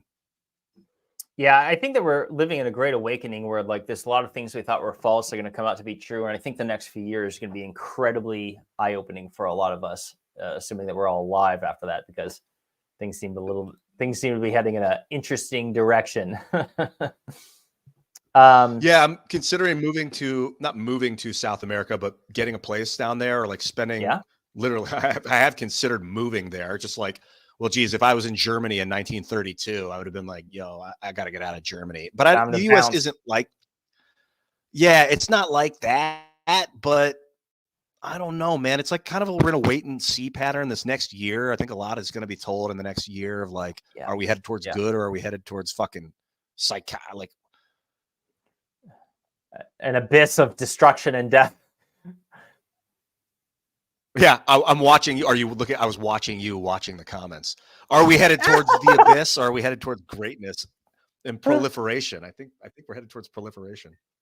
I'll read a few comments here. You're right. You did see me. Decky69 said, check out David Dubnier of Mario Build Reps. They have some great ideas and theories, including climate change, expanding Earth, pole shift. I have heard of him. I got to go back and look at more of that. Shawborn says, I will hook up with Jimmy for no charge. Great. What else we got here? Anyone else? Let's see. Jimmy. Trying to filter through here. What questions does everybody have? I'm trying to look. Like, it's so fun. These comments are hilarious. Jimmy, try microdosing. You will benefit. It will be gentle enough to help you create without sending you off the rails. Yeah, 100%. That is as high on my list as it is. And as soon as I get the opportunity, I'm going to take advantage. 100%. THC too. I've had some complaints personally about THC. Like, oh, I don't want it in my life, but it's just the dosage. Overdosing that shit is no good for me. Getting high is no good. But just the tiniest puff, like, I don't even realize I've had it. I'm just focused. Like, it's like, whoop. Dude, I totally agree. And this is what I tell people. I'm like, it's all about the right strain and the moderation. Like a lot of these strains now that you buy from the dispensaries will be like 25, 30%, which is way too much. I tell people between 15 and 20%, one little puff. Do not hold it like some bong hit. Just blow it right out. And that's where it's just the best benefits. Being stoned on the couch isn't really my thing. Like if you can't even remember, like if you're watching something interesting and you can't remember what they said 10 seconds ago, it's kind of annoying. And so I'm like, I think that they're overdosing people. People are overdosing themselves. They think they need to do multiple puffs and just keep doing it. It's like, now you need to, anyone that's like has a huge tolerance to THC, I'd say like you need to do a detox and then go back into it with, you know, a nice strain, researcher strain, and just do small moderation. And that is the sweet spot where you have the best benefits. Same with alcohol too, dude. Like the way they sell these bottles of beer, that's an overdose. Like you only need like a seventh of a bottle of beer to get the real alcohol value. But I think people that are using drugs for the feeling are doing it wrong.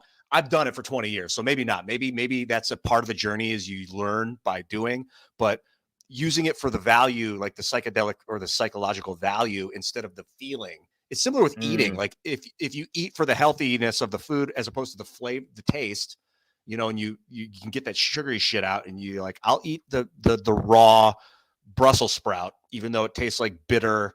I know it's just pure healing. Like that's when you're using food properly. You can make food taste good too, obviously. Yeah, man, I'm all about the vegetables. Like I saute stuff. Like I do some nice olive oil, and I put in garlic salt and lime or lemon and other things. You can do some amazing stuff. Real quick, we got a lovely super chat from Vincent Kane. Says, Jimmy, I can show you how the pyramids are us. I'm currently writing a book about it, how to contact. Shoot me an email. I'll try to see it. I miss a lot of emails, but I am curious about that. And by the way, leave a comment. Share what your thoughts here with us too. Give us something to be eager to read. Jester King said, when the dust is settled of the next war, will we talk about the current world leaders like ancients talked about the Zeus, Odin, Horus, and so on? What would an ancient deprivation tank be like? Yeah, it looks like a freaking sarcophagus. I swear, okay, I don't have the photos in front of me, but I saw a couple different sarcophagus at different parts in Egypt where these things are like 15 feet long, and inside of them, on the top of the lid, is literally inscribed in it a being, a person, laying flat out, arms all the way extended, feet all the way extended, just laying. You got to see this. I'm like, this is what I'm talking about. I'm like, this is not where someone laid in to die. That's not what that is. Dude, if you sleep like this, it opens up your diaphragm and you get better digestion, and then you get better rest. If you ever only have like a 20 minutes to sleep, fall asleep like that, and you'll get, because rest and sleep are different. You can get rest while you're awake, and you can sleep without getting rest. But it seems to be tied to digestion, as far as I can tell. Ooh, so if the float tanks are big enough, are they big enough? Was the float tank you used big enough to put your arms out like that while you're laying? I was in a large one like that. No, it was enough to go to the side like this, though. Like, what am I doing? I'm trying to like balance with the camera like this. Yeah. If I was like this and like that, probably not. I don't remember trying it, but I remember being like this, totally extended with my arms and my legs spread like this and not touching anything. If you can visualize. Are you still with me? I was lagging while you were doing that the whole time. Your arms were just like, they're good. I got you. Your arms were like that the whole time because I was lagging. That was awesome. Well, hey man, what else do you want to talk about? I think we should wrap this up here in a minute. I gotta. Oh, okay. There we go. Let's wrap it, dude. I'm getting prepped to go to dinner here in a little bit. This has been absolutely awesome. Oh, that's so much better. Why would I do it the whole time? Lovely. No, it was setting the mood. Great show, man. Well, yeah, dude. Ian, we have the best conversations. It was slowly. I was turning into a ghost. Real quick. Oh, someone was saying I want to smoke DMT with you, man. Let's do an ayahuasca journey. Yes. Okay. That is as high on my list as anything. I want to do a legitimate ayahuasca journey. I want to do at least 3 nights, maybe 4. A lot of people recommend 4. At least once, for God's sakes. And I want to have a hero dose. I can handle my shit. This sounds so funny, but like I did DMT alone twice. I can handle my shit. OD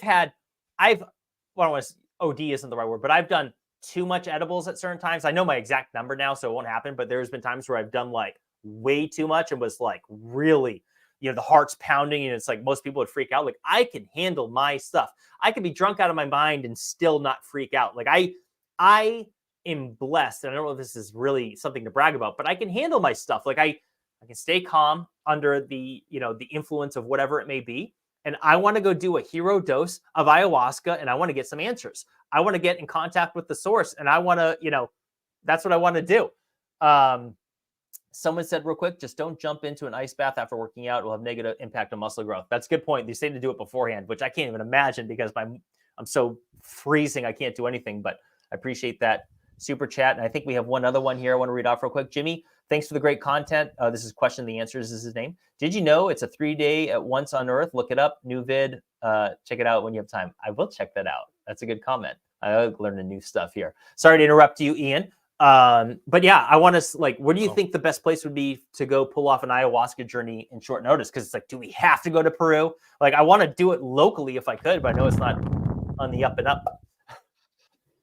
I know people that facilitate things like combo that I think can put us in touch in the right direction. So we'll talk about it offline and maybe figure out a spot. I think I'd rather not go to South America if possible as well. Yeah, it's whatever's clever, you know. Yeah. Let's talk about this. We'll be in contact next week in person, and I think it would be really, really cool to document it. I'm not saying we have to film it happening. That might not be appropriate, but at least have a testimony afterwards where it's me in front of a camera, you in front of a camera afterwards of oh my God, this is what I experienced. And then we do a live stream to talk about it, once we've come back or whatever. And that would be pretty cool. I'm just about to do a cleanse before. I got this cleanse called the Zen Cleanse. It's Zen, CLEANZ, Zen Cleanse. And it's like a 7-day cleanse that is full body, like liver and kidney, and then this stuff called mucoid plaque. You shit it out, dude. It is the most mind-bending when you see this stuff. What comes out of your colon, which is your large intestine, this stuff coats on the walls of the intestine over years and decades. And this is these long strands of brown goo that are in your intestines come out of you after 7 days of this cleanse. And that's a big part of the ayahuasca journey, is not having that shit in you when you go into it. Because if your body's in physical pain and you're just desensitized to it, that'll manifest as spiritual pain and agony. And then people try to puke out whatever they ate 4 days ago. But it's so you could do 7 day of just a dietary cleanse, which is low sodium, no sugar, steamed vegetables, basically. But also this full body cleanse might be a big part of having a pleasant journey. So I'm going to be doing that in the next couple of weeks. I'm really excited. Nice. This is exactly what I had heard. I was in contact with some people a couple years ago and trying to set something up, and it never went through, but they did send me their this list of hey, by the way, you're supposed to do a cleanse, just as you described. They said, don't consume this. Here's the things you should be consuming. That's it. It's interesting you say that. Yeah. I'll send you a link to the Zen Cleanse. I've heard this is the best cleanse on earth that you can get. It's not cheap. I got the full total package. It was $1,300 or something for all 5 of the packages, but it's a once in a lifetime kind of thing. I don't think it's something you do every 6 months or so. It's a 7-day, then the other one's a 30-day cleanse, and then it's another one. The other part of it is another 30-day cleanse, and it kind of cleanses your liver. It'll cleanse your colon. It'll cleanse your skin. It'll cleanse your blood. These different cleanses for different purposes. Nice. I'll show you. Yeah, I'll send you a link after we get offline. Hell yeah. All right, man. This was wonderful. I'll let you get to dinner with the crew. Thank you so much for your time. We planned this on short notice, and like we both said, short notice is it always gets me the most excited about something, is it's I like being spontaneous. And I just want to thank you for your time, Ian. I can't wait to connect with you next week in person again, and good things to come. And I think to anyone listening that enjoyed this, you're going to be seeing more of us together too. So I'm talking about, dude. Peace and love, brother. Right on. All right, man. Until next time. Yes. Much love, everybody.